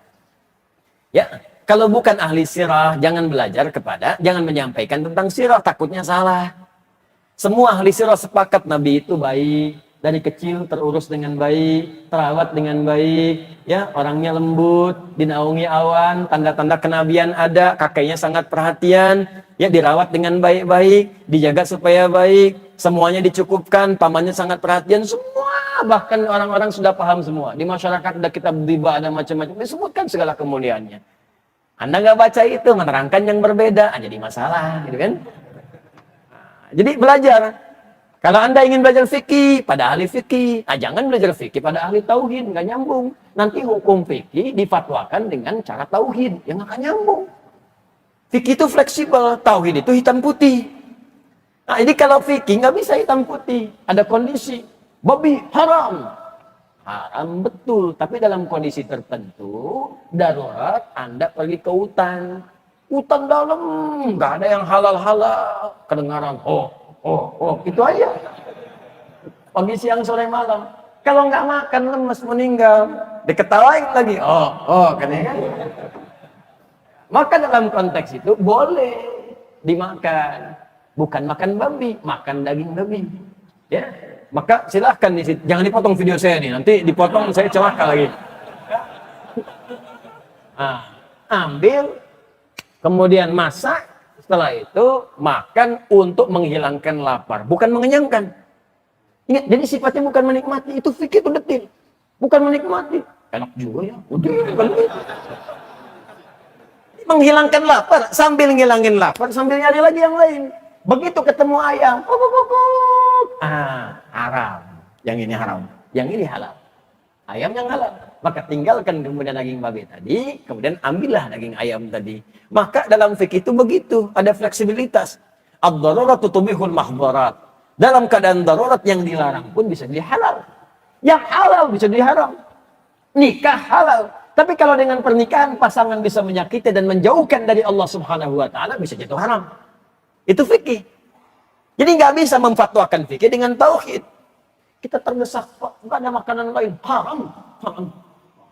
Haram sampai meninggal. Nah, itu berbahaya. Jelas sampai sini? Maka latar belakang itu dibahas. Digali, ditemukan. Ibnu Abdul Bar, latar belakangnya fiqh, orangnya berilmu, dan dikutip oleh banyak ulama. Sampai dengan sekarang, hampir semua kajian-kajian pun, ya, baik itu ormas-ormas atau gerakan-gerakan atau kelompok-kelompok itu tidak sungkan mengutip kitab ini. Termasuk Syekh Hashim bin Asy'ari mengutip dari kitab ini, saya sebutkan kutipannya. Ini yang beliau kutip di nomor 125. Tapi versinya ada beberapa versi. Jadi saya kagum juga dengan Syekh Hashim, ya, Adatus Syekh, karena beliau mengutip yang paling lengkap. Ya, saya bacakan beberapa versi. Nomor 119, saya bacakan dengan sanadnya. Haddatsana Abdullah, haddatsana Al-Hasan, haddatsana Abu Walid, Khalid bin Ibnul Walid, haddatsana Khalid bin Abdullah an Atha ibn Sa'ib an Al-Hasan qala ughdu 'aliman aw muta'allima aw mustami'a wa la takun rabi'an fatahlik. Jadi ada versi yang menyebutkan cuma 3 saja. Ughdu 'aliman aw muta'allima aw mustami'an wala takun rabi'an fatahlik. Jadilah kalian 3 golongan. Aliman, orang berilmu, aw muta'allima, yang menuntut ilmu, aw mustami'a, yang mendengarkan pengetahuan dengan fokus, wala takun rabi'a, jangan jadi yang keempat. fatahlik, maka kecenderungannya engkau akan celaka. Di versi disebutkan 3. Ada yang menyebutkan 2 redaksi. Ya, saya bacakan nomor 121. Akhbarana Abdullah hadatsana Al-Hasan hadatsana Ya'qub qala hadatsani Safwan ibn Salih hadatsana Umar ibn Abdul Wahid anil Auza'i qala hadatsani Harun ibn Riyad qala kana Ibnu Mas'ud yaqul radhiyallahu ta'ala anhu ughdu 'aliman aw muta'allima wa la taghdu fima baina dzalika fa innama baina dzalika jahilun aw jahlun. Nah, ini ada yang versi 2. Ya, 2 kalimat saja. Tadi 3 kalimat, jangan jadi yang keempat. Kalau ini cuma 2, jangan jadi yang ketiga. Ya, kalimat ini disebutkan oleh sahabat Ibnu Mas'ud radhiyallahu taala anhu. Jadi kalimat yang pertama tadi ya belum bersambung kepada Nabi. Kalimat yang kedua ini pun masih di Ibnu Mas'ud, di sahabat 2. Ya, kata Ibnu Mas'ud radhiyallahu taala anhu, "Ughdu 'alima aw muta'allima." Jadilah engkau orang berilmu. Kalau belum jadi, setidaknya belajar menuntut ilmu. Ya, wala takun fima baina dzalika wala taghdu fima baina dzalika. Maka jangan sampai berilmu tidak, belajar pun nggak mau, kata beliau. Maka yang seperti itu akan cenderung jadi orang bodoh atau memiliki sifat-sifat kebodohan. Sudah nggak punya ilmu, nggak mau belajar. Jangan seperti itu, kata Ibnu Mas'ud. Maka yang demikian itu akan cenderung bodoh. Cenderung tidak tahu, sholat nggak ngerti karena nggak mau belajar. Ya, berkali-kali ribuan kali ruku dan sujud, nggak ngerti yang dibaca. Nggak paham yang diungkapkan, sujud nggak ngerti yang dibaca, ruku nggak paham yang diungkapkan, mau sampai kapan? Kata Ibnu Mas'ud, kalau nggak pernah mau belajar, kalau nggak bisa ngajar, minimal belajar, besok-besok belajar. Ini makna takbir, ini makna iftitah, pekan ketiga makna Al-Fatihah, pekan keempat artinya ruku, pekan kelima i'tidal, belajar supaya paham. Kalau nggak pernah belajar, nanti nggak paham-paham. Kalau nggak paham-paham, khusyuknya sulit diraih. Bagaimana bisa khusyuk dalam sholat kalau nggak ngerti yang dibacakan dalam sholat? Itu kalimat Abdullah bin Mas'ud radhiyallahu taala anhu. Kalau ada orang belajar dengan baik, mau belajar, maka kata beliau, teruskan kalimatnya, wa innal malaikata tabsutu ajnihataha lirajulin ghada yatlubul ilma minar ridha bima yasna'. Kalau ada orang mau belajar dan dia semangat sampai datang pengen lebih awal. Ah, ini yang menafsirkan Ibnu Mas'ud, bukan Adi Hidayat. Oh, hati-hati. Kata Ibnu Mas'ud radhiyallahu taala anhu, fokus, kalau ada orang senang menuntut ilmu dan bukan sekedar senang, dia memburu majlis ilmu sampai mengejar saf-saf yang pertama, datang lebih awal. Pengen datang duluan. Itu kata beliau menafsirkan hadis yang di Ibnu Majah, nomor hadis 233. Ya, riwayat sahabat Abu Darda radhiyallahu taala anhu. Kan ada hadis begini bunyinya, masih ingat? Man salaka tariqan yaltamisu fi ilma, sahalallahu lahu tariqan ilal jannah. Masih ingat hadis itu? Wa innal malaikata la tadhu ajnihataha ridan li talibil ilmi. Sampai situ kan? Ya, wa innal ulama'a warathatul anbiya wa innal anbiya'a lam yurithu dirhaman wala dinaran walakin warathul ilma fahadhuhu bihadhin wafir. Ya, kata Abu Darda radhiyallahu taala anhu, Nabi SAW pernah bersabda, siapa yang menguatkan dirinya, siapa yang bersemangat menempuh satu jalan untuk belajar pengetahuan walaupun cuma sedikit, maka Allah akan balas setiap kesulitannya, langkahnya, keringatnya, waktunya, tenaganya, biayanya untuk memudahkan langkah dia ke surga. Ya, dan kalau penuntut ilmu mengetahui sebelum dia keluar dari tempat dia tinggal untuk belajar itu, malaikat membentangkan sayapnya memberikan ridho kepadanya. Nah, apakah semua penuntut ilmu itu dinaungi oleh malaikat sehingga diridhoi ia ketika akan belajar? Kata Ibnu Mas'ud, tidak. Bukan semuanya.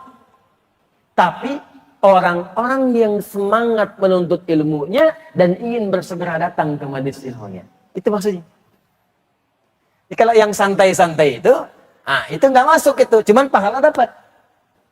Ya, gimana nanti kita belajar? Tenang aja. Paling Ustaz Ade mau kodimah dulu 30 menit. Karena kita datang 30 menit kemudian. Itu yang seperti itu dapat pahala. Cuman malaikat belum tentu menaungi. Yang menaungi itu yang pengen semangat. Dari awal pengen datang. Walaupun kebagian saf akhir nggak masalah. Ya, bismillah. Saya dari Jakarta pengen ke Bekasi. Pengen belajar. Bismillahirrahmanirrahim. Saya berangkat. Jalan kaki dari sana. Sampai ke Bekasi. Ya, karena nggak dapat. Malam-malam Grab nggak ada yang bawa. Gitu kan? Ya, ada yang mau nawarin, ragu-ragu karena baju putih, gitu kan? Minta sate 200 tusuk, macam-macam. Udah, akhirnya jalan kaki itu. Jakarta ke sini jalan kaki, berangkat dari jam 1. Nyampe-nyampe ke sini 3 jam kemudian, jam 4 baru nyampe. Udah penuh ke bagian paling belakang. Wah, itu pahalanya banyak banget.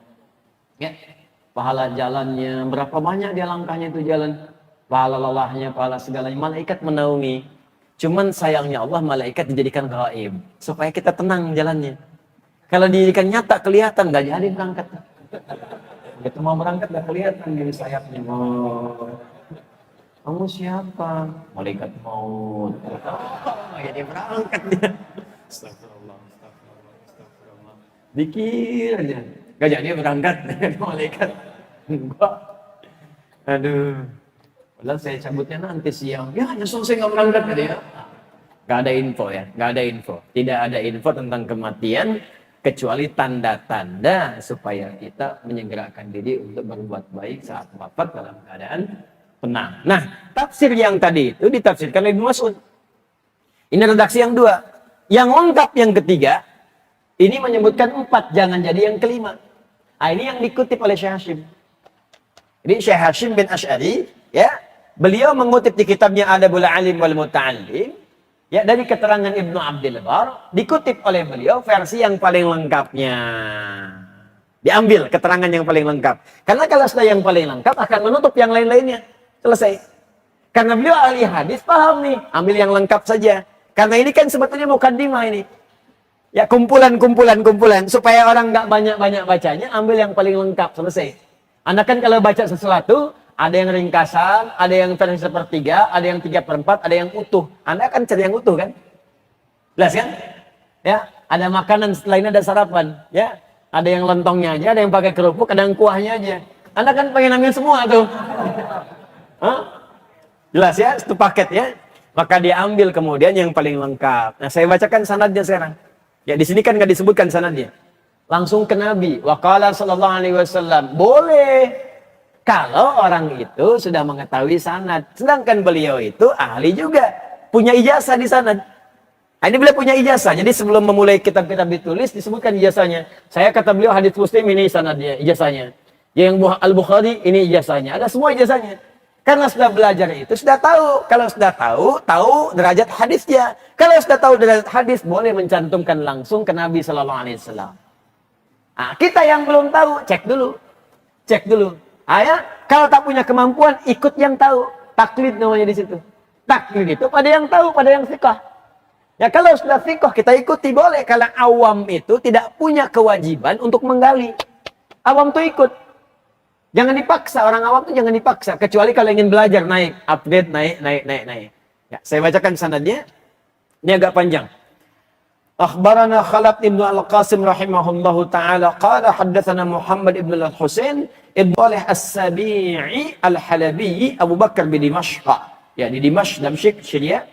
Qala haddathana Abu Bakar Muhammad bin Ja'far bin Sufyan ibn Yazid Ar-Raqiyyi wa Abu Abdullah Muhammad ibn Al-Husain ibn Razin Al-Muqri Al-Fanadiqi wa Abu Muhammad, ya, Bayan ibn Ahmad bin Ali Al-Qattan qalu haddatsana Ubaid ibn Jannad Al-Halabi qala haddatsana Atha bin Muslim Al-Khaffaf an Khalid an Abdurrahman ibn Abi Bakrah an abihi anin Nabi sallallahu alaihi wasallam.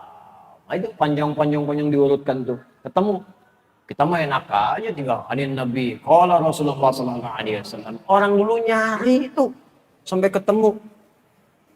Masya Allah, Imam Al-Bukhari nyari-nyari hadis sampai ke Khurasan, sampai kadang datang ke tempat-tempat tertentu yang jauh, kejar oleh beliau, datang. Kadang-kadang udah jauh-jauh, balik lagi. Karena hadis yang didapatkan menurut beliau tidak qualify. Pernah datang jauh-jauh tuh ke satu tempat, begitu datang ditanya, katanya ada hadis dari si fulan, tolong tunjukkan. Oh iya, itu tempatnya, udah jauh-jauh jalan kaki tuh. Begitu datang, orang ini sedang bermain dengan hewan. Ada yang menyebutkan dengan ayam, ada yang menyebutkan dengan keledai. Dia kayak mau ngasih makan, padahal enggak. Cuman pengen nangkap aja. Ya? Datang hewannya, ditangkap, tapi nggak dikasih makan. Balik lagi Al-Bukhari. Tuh, saking ketatnya menyeleksi hadis. Balik lagi. Ditanya oleh orang yang tadi, Syekh, kenapa nggak diambil? Kenapa pulang lagi? Apa jawab Imam Al-Bukhari? Kata beliau, kalau pada ayam saja bisa berdusta, maka bagaimana kepada Nabi SAW? Kalau kepada keledai saja bisa berdusta, atau nama umumnya kalau kepada hewan saja bisa berdusta, maka bagaimana kepada hadis Nabi SAW? Padahal orang ini belum tentu hadisnya salah. Mungkin benar meriwayatkan hadis, cuman karena perilakunya kurang baik, maka tidak diambil oleh beliau. Ya, tidak diambil, khawatir nanti ada tuhmah, tuduhan kepada hadis. Oh, pantas orang ini jelek, hadisnya aja diriwayatkan oleh pemabuk, hadisnya aja diriwayatkan oleh penipu. Makanya ada ketat dalam wilayah hadis. Hadis yang diriwayatkan oleh orang-orang yang bermasalah, maka hadisnya disebut hadis mungkar. Ya. Hadis yang diriwayatkan oleh orang yang tertuduh sering berdusta disebut hadis matruk. Hadis yang dipalsukan memang palsu disebut hadis maudhu. Makanya dikenal dengan 3M. 3M. Mungkar, matruk, maudhu. Ini hadis yang tidak dijadikan hujjah. Jelas ya? Tidak dijadikan hujjah kecuali ada dasar-dasar yang lain atau ingin mengambil maknanya saja. Al-Bukhari dicari itu. Antum mau dapat belajar hadis, khairukum man ta'allama al-Qur'ana wa 'allama. Rawahul Bukhari. Enak aja tuh, tinggal dilihat. Hadisnya riwayat Imam Al-Bukhari. Ya, dari Nabi sallallahu alaihi wasallam, khairukum man ta'allama al-Qur'ana wa 'allama. Yang paling baik di antara kalian yang belajar Quran dan mengajarkannya. Rawahul Bukhari, tinggal dicek di Al-Bukhari. Padahal Al-Bukhari itu nggak sembarangan. Ngambil dulu, diteliti dari siapa? Hajjaj bin Minhal. Hajjaj bin Minhal dari siapa? Dari Syu'bah. Syu'bah dari siapa? Al-Qamah bin Marthad. Al-Qamah bin Marthad dari siapa lagi? Sa'ad bin Ubaidah. Sa'ad bin Ubaidah dari siapa lagi? Abu Abdurrahman As-Sulami. Abu Abdurrahman As-Sulami dari siapa lagi? Utsman bin Affan. Dari Ali bin Abi Thalib. Dari Nabi SAW. Itu nyari sampai ke Nabi, nggak mudah. Tiba-tiba datang belakangan orang-orang tertentu. Imam Al-Bukhari nuliskan Sahih 16 tahun. Ada orang baca 16 jam sudah bikin fatwa. Ini nggak mudah ini. Beliau ini belajar. Teliti sampai ke hadisnya. Apa hadisnya? Kita bacakan. Ughdu aliman. Ya, an Abi anin Nabi sallallahu alaihi wasallam qala. Ughdu aliman aw muta'allima aw mustami'an aw muhibba wala takunil khamisata fatahlik. Di hadis ini yang ada di kitab ini hadis sahih diriwayatkan oleh para ulama dengan versi yang paling lengkap. Kemudian ada pendapat dari Imam Atha, saya bacakan ini dulu ya sebelum ke sini karena di sini nggak ditemukan. Ya ini untuk syarahnya. Ya saya tidak ingin mengatakan melengkapi adab sebagai guru. Yang nggak ada murid melengkapi guru ya. Nggak ada murid melengkapi guru. Yang ada kita istifadah dari guru-guru yang lain untuk saling dan mendapatkan manfaat-manfaat lebih luas. Qala Atha, maka berkata Imam Atha bin Rabah, ya. Qala li Mish'ar bin Kidam, ya Atha, zidtana fi hadzal hadits ziyadatan lam takun fi aydina, wa innama kana fi aydina ughdu 'aliman aw muta'allima. Ya Atha, wailun liman lam yakun fihi wahidatan min hadza. Allahu akbar. Mish'ar bin Kidam mengatakan kepada Atha, Atha ini tahu hadis yang ini. Versi 4. Kun alima au muta'allima au mustami'a au muhibban wala takunil khamisata fatahlak. Jangan jadi yang kelima. Tahu empat-empatnya.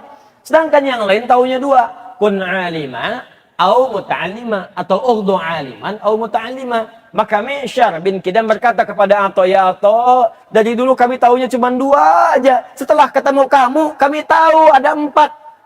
Tahu 2 yang lain. Ini menunjukkan jangan-jangan selama ini kita taunya cuma 1 dalil saja. Ternyata ada 2 dalil. Silahkan belajar. Tadi yang saya katakan, luaskan ilmu. Dulu saya tinggal di Libya, talaki pada seorang syekh. Ya, salah satu riwayat. Saya mengaji beberapa riwayat. Saya mengaji pada Syekh Dukali Muhammad Al-Alim, riwayat Hafiz. Mengambil riwayat Qalun juga. Ya, Warsh dari Syekh Ali Ahmar. Hafiz tambahan dari Syekh Ali Al-Libi, ya. Kemudian riwayat Dudi dari Syekh Ali At-Tanzani. Jadi yang menarik begini, ada 2 orang. Ini menarik kisahnya. Dua-duanya hafal Quran 30 juz. Yang satu belajar riwayat Hafiz yang kita baca sekarang dari Asim. Yang satu baca Qalun. Ya, Qalun. Baik. Jadi kalau di Hafiz itu misal, Misal ya, kita baca ihdinas siratal mustaqim pakai shad. Ihdinas siratal mustaqim pakai shad. Ada riwayat menggunakan sin. Imam Ruwaish misalnya. Ya, termasuk di salah satu wajah nanti Imam Mujahid baca dengan sin. Ihdinas siratal mustaqim. Ada lagi menggunakan zai. Zai. Ihdinas siratal mustaqim. Jelas? Imam Duri, riwayatnya Ibnu Katsir. Ihdinas siratal mustaqim. Pakai zai. Ada yang satu pakai shad, satu pakai sin. Debat.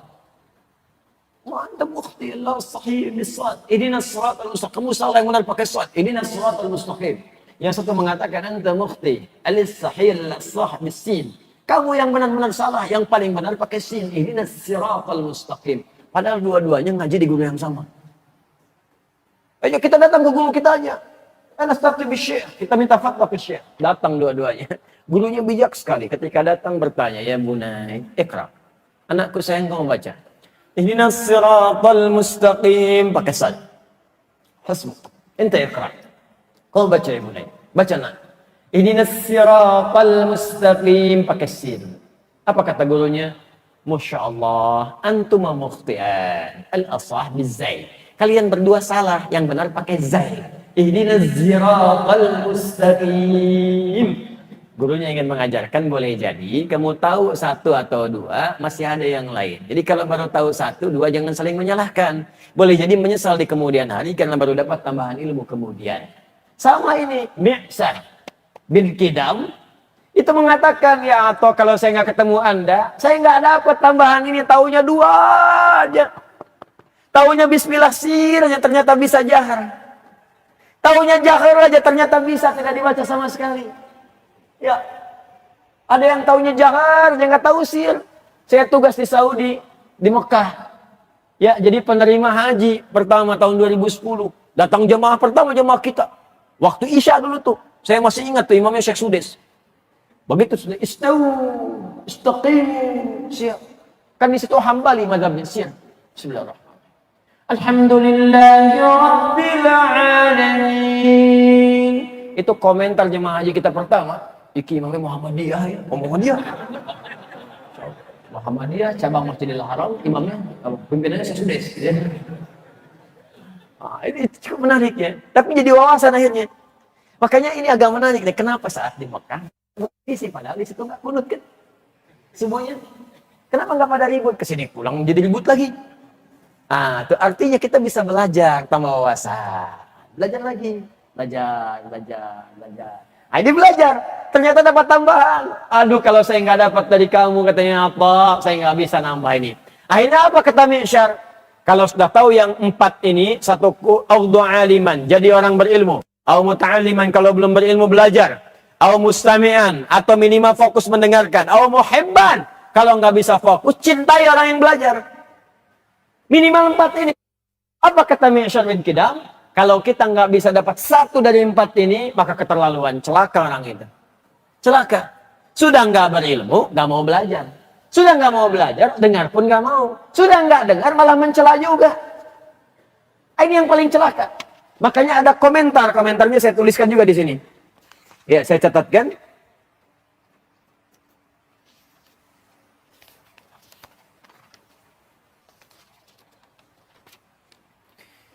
Baik, wailun liman lam yakun fihi wahidatun min hadza. Di komentarnya.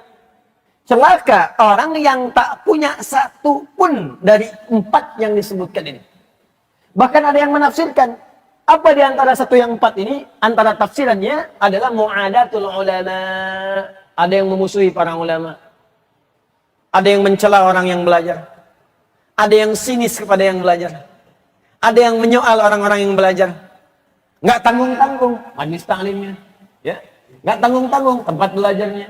Nggak tanggung-tanggung gurunya. Nggak tanggung-tanggung orang yang ikutnya. Nah, ini kalau ada orang yang begitu, sudah dia nggak berilmu, sudah nggak juga punya datang kesempatan untuk belajar, sudah nggak mau dengar juga nggak fokus, sudah juga nggak mencintai orang-orang yang belajar dan mencelanya dan memusuhinya.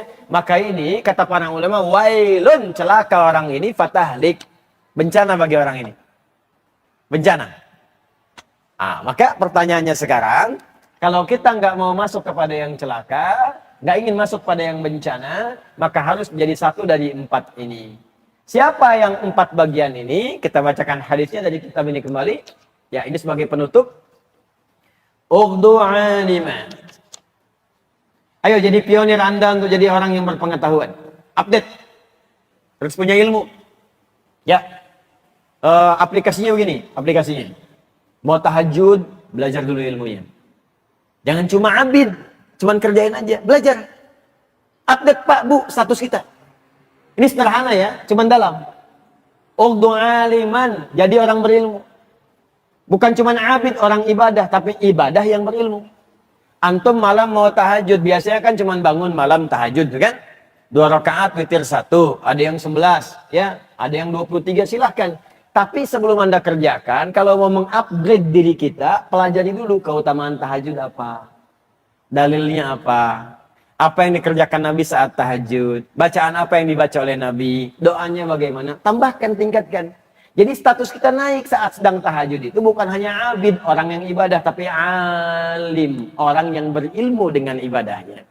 Nah, jika ada orang yang seperti itu, Allahu Akbar, maka status pahalanya naik dari 10. 10 itu disebutkan dalam Quran surah ke-6 Al-An'am ayat 160. Man jaa'a bil hasanati falahu asyru amsalihha. Siapa yang mengerjakan satu kebaikan hasanah yang bernilai pahala, maka dia mendapatkan 10 nilai pahalanya. Salat disebut hasanah.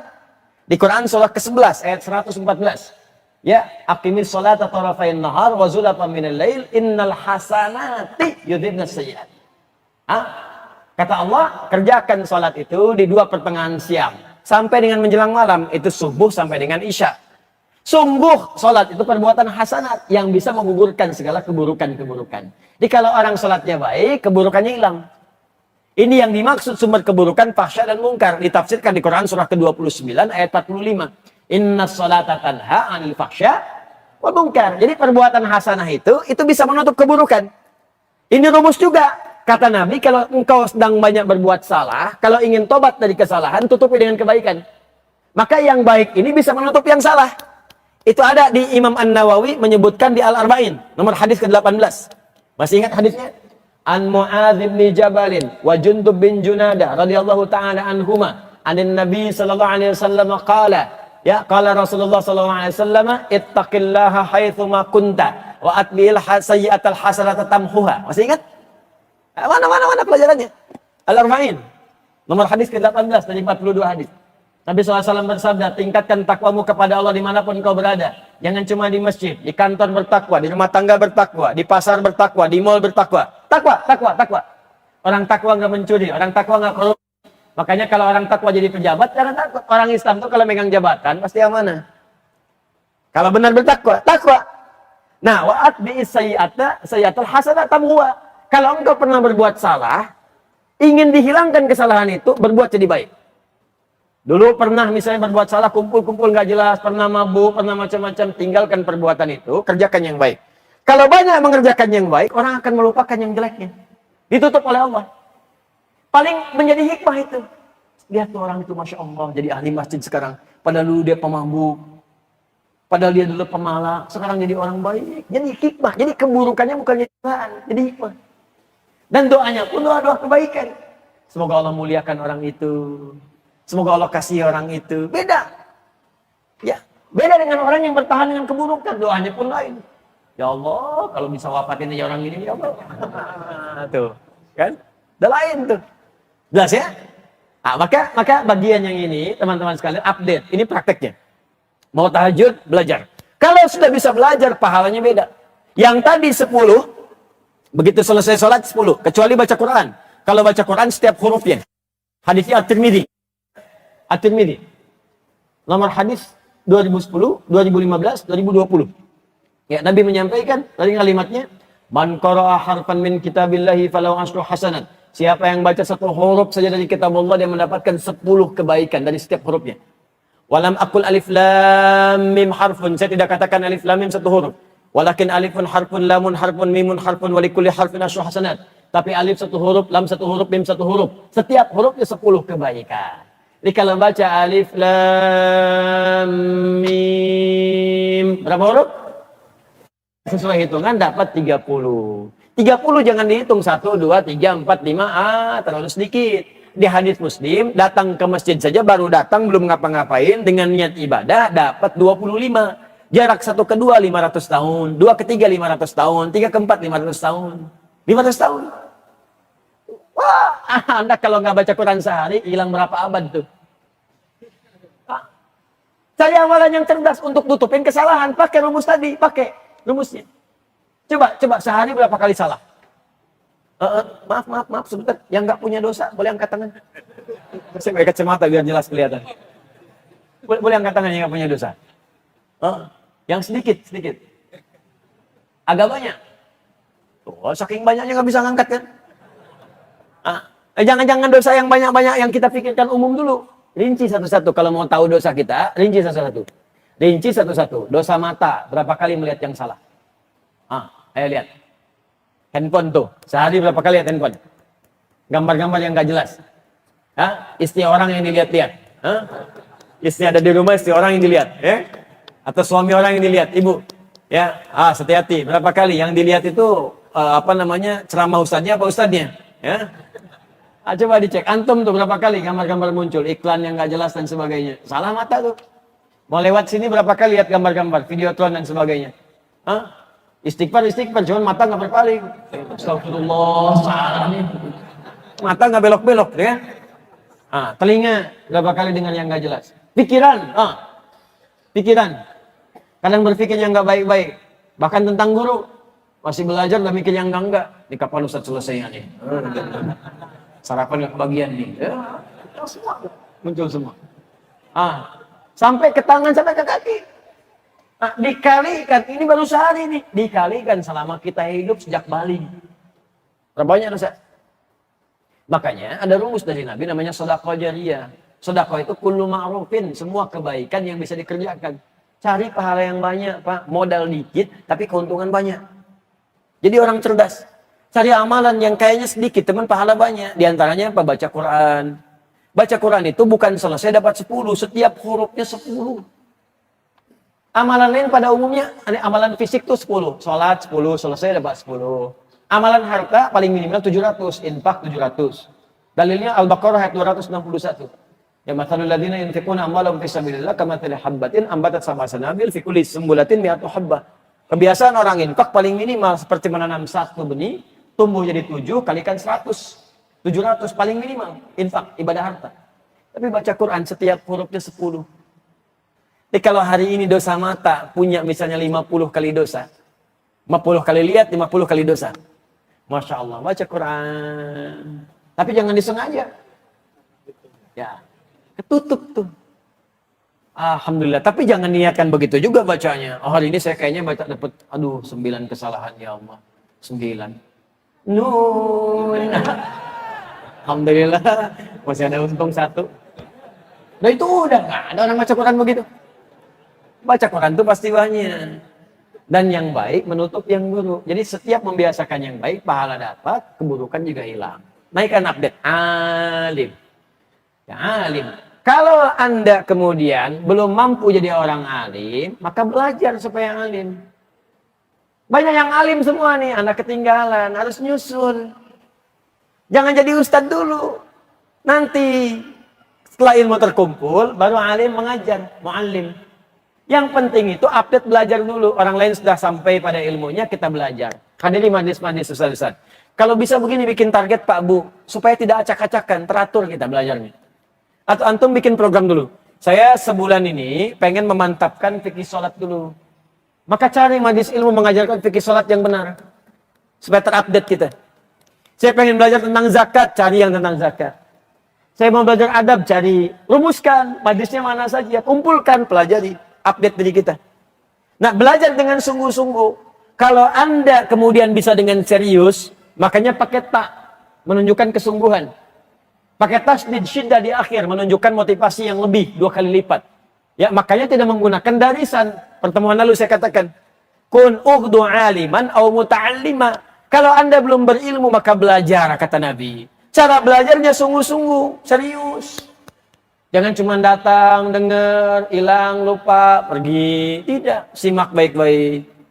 Sekarang zamannya banyak rekaman yang merekam. Ya dulu rekam pakai suara, sekarang pakai visual. Ada audio visual, sekarang direkam juga. Sekarang ustadznya juga banyak. Ada ustadz yang datang sendiri, nerangin sendiri, nulis sendiri, ngapus sendiri. Ya, ada yang begitu. Ya. Dan direkam juga. Jelas semua bisa diulang-ulang lagi. Kalau dengan semua fasilitas itu belum menyentuh kita untuk belajar, ya perlu difasilitasi bagaimana lagi. Datang bikin catatan. Nah, nanti ya sabar ya. Saya sedang mencetak Quran dulu, mushaf. Nanti setelah mushaf selesai, saya cetak buku tulis. Nanti saya bagi insya Allah. Ya, saya bagi. Bagi supaya nanti belajarnya bisa menulis. Bisa menulis ya. Ini di copy juga nih. Copy per lembar ya apa. Jangan banyak-banyak dulu. Selembar dulu. Ya. Biar digabung. Ya. Nah, jadi teman-teman belajar, simak, tulis, serius. Itu begitu Anda sedang serius, pahala datang. Pahala. Begitu diamalkan, saat diamalkan berubah dari yang 10 tadi pindah, naik. Biasanya kan 10, sekarang pindah. Perhatikan kalimatnya. Ketika status kita menjadi alim dibandingkan abid, maka pahalanya seperti kasairil kawakib, seperti jumlah asteroid yang ada di semesta. Berapa jumlah benda yang ada di langit? Hitung, ayo hitung. Planet ada berapa, bintang ada berapa, tuh pahalanya seperti itu. Penghargaan kepada orang yang punya pengetahuan, karena dihargai berapa banyak dia berjuang. Beda dengan yang biasa-biasa. Anda kan nggak mudah nih Pak. Dari tempat tinggal Anda, nyiapkan waktu, berangkat gelap-gelapan, mandi tengah malam juga, kan? Kemudian ada yang sholat dulu, ada yang mabit di sini. Itu kan pengorbanan. Makanya Nabi itu memberikan apresiasi tinggi. Kalau sudah dapat ilmunya diamalkan. Makanya diamalkan, jangan didiamkan. Begitu diamalkan, Pak, melebihi semua benda yang ada di langit. Nanti sebelum wafat akan ditampakkan. Kalau pengen segera lihat, silahkan wafat. Kalau tiba ajal. Kalau nggak tiba ajal, nggak bisa lihat juga. Nanti akan lihat setelah ini. Nanti saya akan tunjukkan. Begitu masuk ke halaman 16, ya, kanan paling atas, itu sebelah atas, itu akan ditunjukkan langsung orang yang benar belajarnya, itu setiap tinta, tetesan tintanya dari riwayat dari Nabi, itu setara dengan darah syuhada.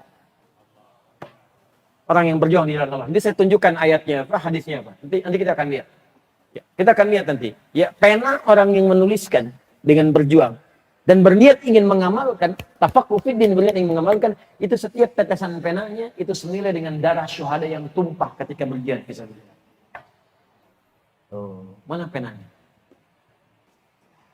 Mana tintanya? Semua punya nilai. Jangan dikira nggak ada nilainya. Nanti insya Allah saya senang dan nanti saya coba cari fasilitas supaya terdorong menulis. Kalau nggak ada pulpen bilang, nanti saya carikan pulpennya sekalian.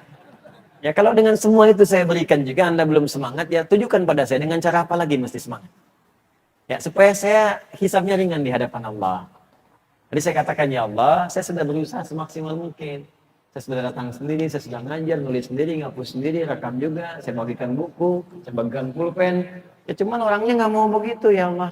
Tapi saya pun mendoakan, ya Allah, setidaknya saya kawannya. Ya Allah, saya pernah mengajarkannya. Sayang, ya Allah. Kalau memang Engkau menyayangiku, ya Allah, kalau ada sayang kepadaku, maka berikan sayang kepada kawanku juga. Termasuk kepada yang mencelaku kalau dia beriman.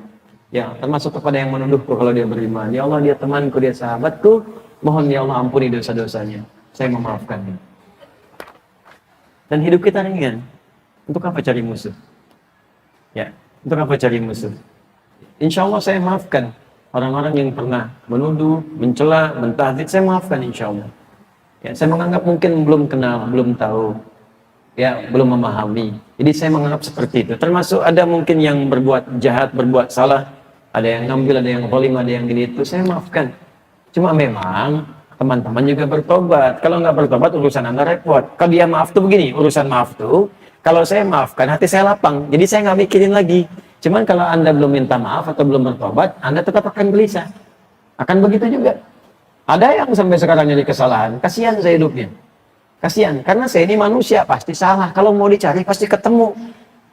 Jadi buang-buang energi aja. Saya bukan malaikat. Ya pasti akan ketemu kesalahan itu. Tapi Anda jangan lupa, saya pun manusia yang bisa bertobat.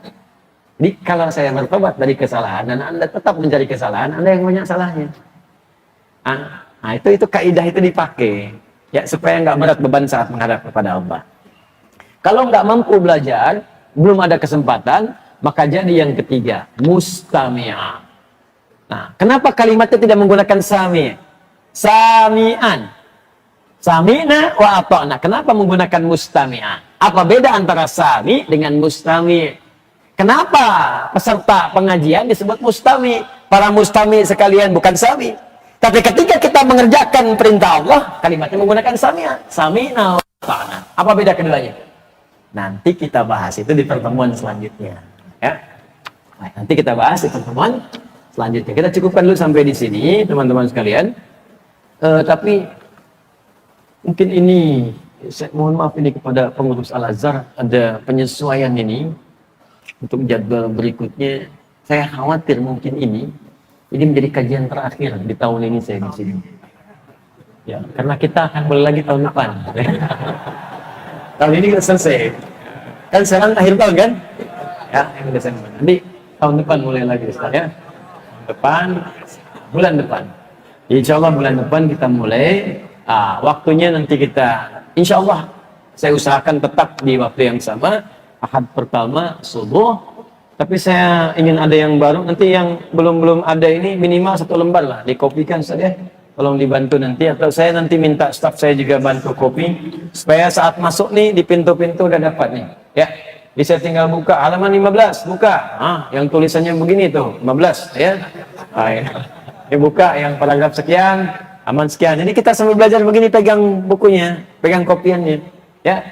Jadi semua saksinya banyak nanti ya. Ketika meninggal ini bicara kertas ini, saya pernah belajar ya. Baik ya, nah itu nanti semuanya enak. Terus pelajarannya enak, nanti Anda kumpulkan jadi satu begini. Dia Anda sudah paham Arabnya, ngerti bacanya, cara menerangkannya tahu. Begitu nanti sudah dewasa, anak Anda ajarkan dari kecil tuh ini. Buka kitabnya nih, jangan yang ada catatan, yang kosong. Anda pelajari lagi, sampaikan. Baca nak, halaman sekian, posisi paling kanan sebelah atas. Ya. Qala sallallahu alaihi wasallam. Masyaallah. Bapak hafal ya? Bapak dulu belajar. Makanya kamu mesti rajin juga. Oh, kapan belajarnya? Nih, bukti selfie Bapak tuh waktu di dalam.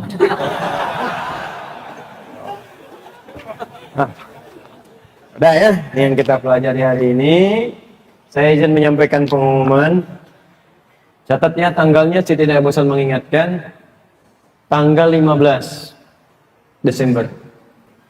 Pekan depan. Ahad depan. 15 Desember 2019. Waktunya jam 8 sampai menjelang zuhur. Jam 8 sampai kurang lebih setengah 12. Tempatnya di Islamic Center di Koja, Jakarta Utara. Itu akan ada momen besar yang hanya berlangsung setahun sekali. Insya Allah. Momennya momen sehari bersama ahli Quran. Bersama Al-Quran. Di situ insya Allah kami akan mengajarkan pertama cara menghafal Quran 30 hari 30 juz di sifat yang terbuka, tempat terbuka. Biasanya kami ajarkan di karantina, sekarang kami ajarkan metode yang bisa dipakai di tempat-tempat yang luas. Misalnya lagi menghafal sendiri di rumah, kita ajarkan caranya. Nanti ta'limnya dimulai jam 8, jadi saya ta'lim dulu, saya ajarkan itu. Yang kedua nanti ada Anda bertemu ahli Quran insya Allah se-Indonesia.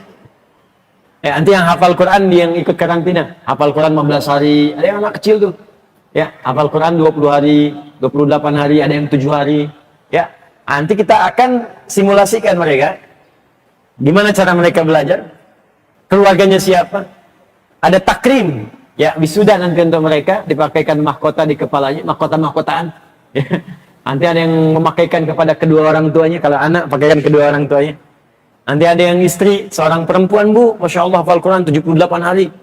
Ya, 43 tahun. Ada nenek-nenek tuh 64 tahun. Ya, Masya Allah terakhir saya tinggal ke Eropa itu sudah juz 9 kalau nggak salah. 64 tahun memulai itu. Ya, Masya Allah sampai juz 9. Ada yang selesai, ya 30 hari banyak yang selesai. Nanti mereka akan diwisuda dan ada insya Allah duta besar negara sahabat dan tokoh-tokoh ulama-ulama ahli Quran juga datang Itu momennya mungkin kami hanya hadirkan setahun sekali. Setahun sekali. Ya, jam 8 sampai dengan jam setengah 12. Kita juga nanti hadirkan perangkat-perangkat yang nanti insya Allah kita pakai slide, pakai macam-macam. Mungkin itu bisa membantu. Jadi kalau Anda yang anaknya pengen jadi ahli Quran, pengen jadi penghafal Quran, pengen cepat hafal Quran, mungkin itu momentum terbaik untuk belajar. Ya, sore ini saya ada di Halal Expo di Tangerang, ya di BSD ya. Di BSD, mungkin sore ba'da asar saya mulai sampai menjelang maghrib. Mudah-mudahan ada manfaat yang bisa kita kaji. Saya akan bahas tentang struktur tubuh manusia dalam Al-Quran dan kaitannya dengan halal. Esensi halal dalam Al-Quran dengan anatomi tubuh manusia. Di kedokteran itu cuma fisik. Kita akan bahas dari Quran tentang roh manusia, tentang akal manusia, tentang tubuh manusia. Dan kaitannya dengan halal. Jadi kalau orang makan yang haram, dampaknya ke roh itu seperti apa? Ke fisik bagaimana? Ke akal bagaimana? Ke ilmunya bagaimana? Dan sebagainya. Itu kita bahas nanti sore. Jadi di situ nanti ada anjuran untuk ayah jangan sampai bekerja dapat yang haram. Sehingga nanti saat pulang akan ada pengaruh kepada anak, pada keluarga. Dampaknya seperti apa? Kita bahas di sore. Ya, nah, teman-teman, itu yang kita sampaikan dan insya Allah mushaf ini sedang saya cetak. Ya, nanti kalau selesai nyetak mushaf 10.000 kami cetak, 4.000 akan kami kirim ke Bali. Ya, 2.000 itu ada yang untuk kami bagikan profesi untuk tentara, ada yang polisi, ada yang pegawai, buruh, ya. Nanti selebihnya saya bagikan juga untuk teman-teman untuk belajar, insya Allah, ya. Kalau masih ada stok. Ya, kalau ingin berlomba, silahkan Anda bisa bareng-bareng kita cetak, jadi kita bagikan, ya. Saya kira itu teman-teman sekalian yang saya sampaikan. Semoga Allah muliakan kita semua, mengampuni dosa-dosa kita. Saya mohon maaf sebesar-besarnya kalau ada hal-hal yang kurang berkenan atau kalimat-kalimat yang salah, Anda tinggalkan saja. Kemudian cari ustaz-ustaz lain yang lebih baik, yang dengan itu bisa menambah wawasan kita semuanya insyaallah. Allahumma taqabbal minna innaka antas samiul alim wa tub alaina innaka antat tawwabur rahim. Allahumma nahmaduka hamdan syakirin, hamdan yuwafi ni'amahu wa yukafi mazida. Ya Rabbana lakal hamdu wa lakal syukru kama yanbaghi li jalali wajhikal karim wa li 'azimi sultanik. Allahumma shalli wa sallim wa barik ala rasulikal karim nabiyyikal amin sayyidina Muhammadin wa ala alihi wa sahbihi ajma'in. Allahumma ya Allah wafiqna fima ta'allamna, fahimna ya Allah bima ta'allamna, wafiqna li na'mala ma ta'allamna bih. Ya Allah, mohon bimbing kami untuk belajar dengan baik seperti yang Kau ridai. Mohon berikan kepada kami kekuatan untuk memahami apa yang kami pelajari, dan mohon berikan bimbingan kepada kami untuk mengamalkan apa yang telah kami pahami.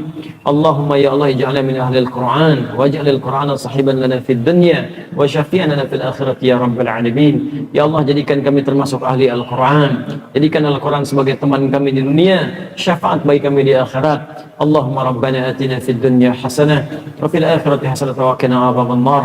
Alif baina qulubil mu'minin wahid sufufana jadidan min at-tafraqah. Ya Allah, satukan hati-hati orang beriman, jauhkan dari perpecahan, dan jadikan kami mendapatkan ridha-Mu dalam kebaikan. Allahumma bifadlika subhana rabbika rabbil izzati amma yasifun wa salamun alal mursalin. Subhanakallahumma wa bihamdika asyhadu an la ilaha illa anta astaghfiruka wa atubu ilaik. Wa akhiru da'wana alhamdulillahi rabbil alamin. Assalamu alaikum warahmatullahi wabarakatuh.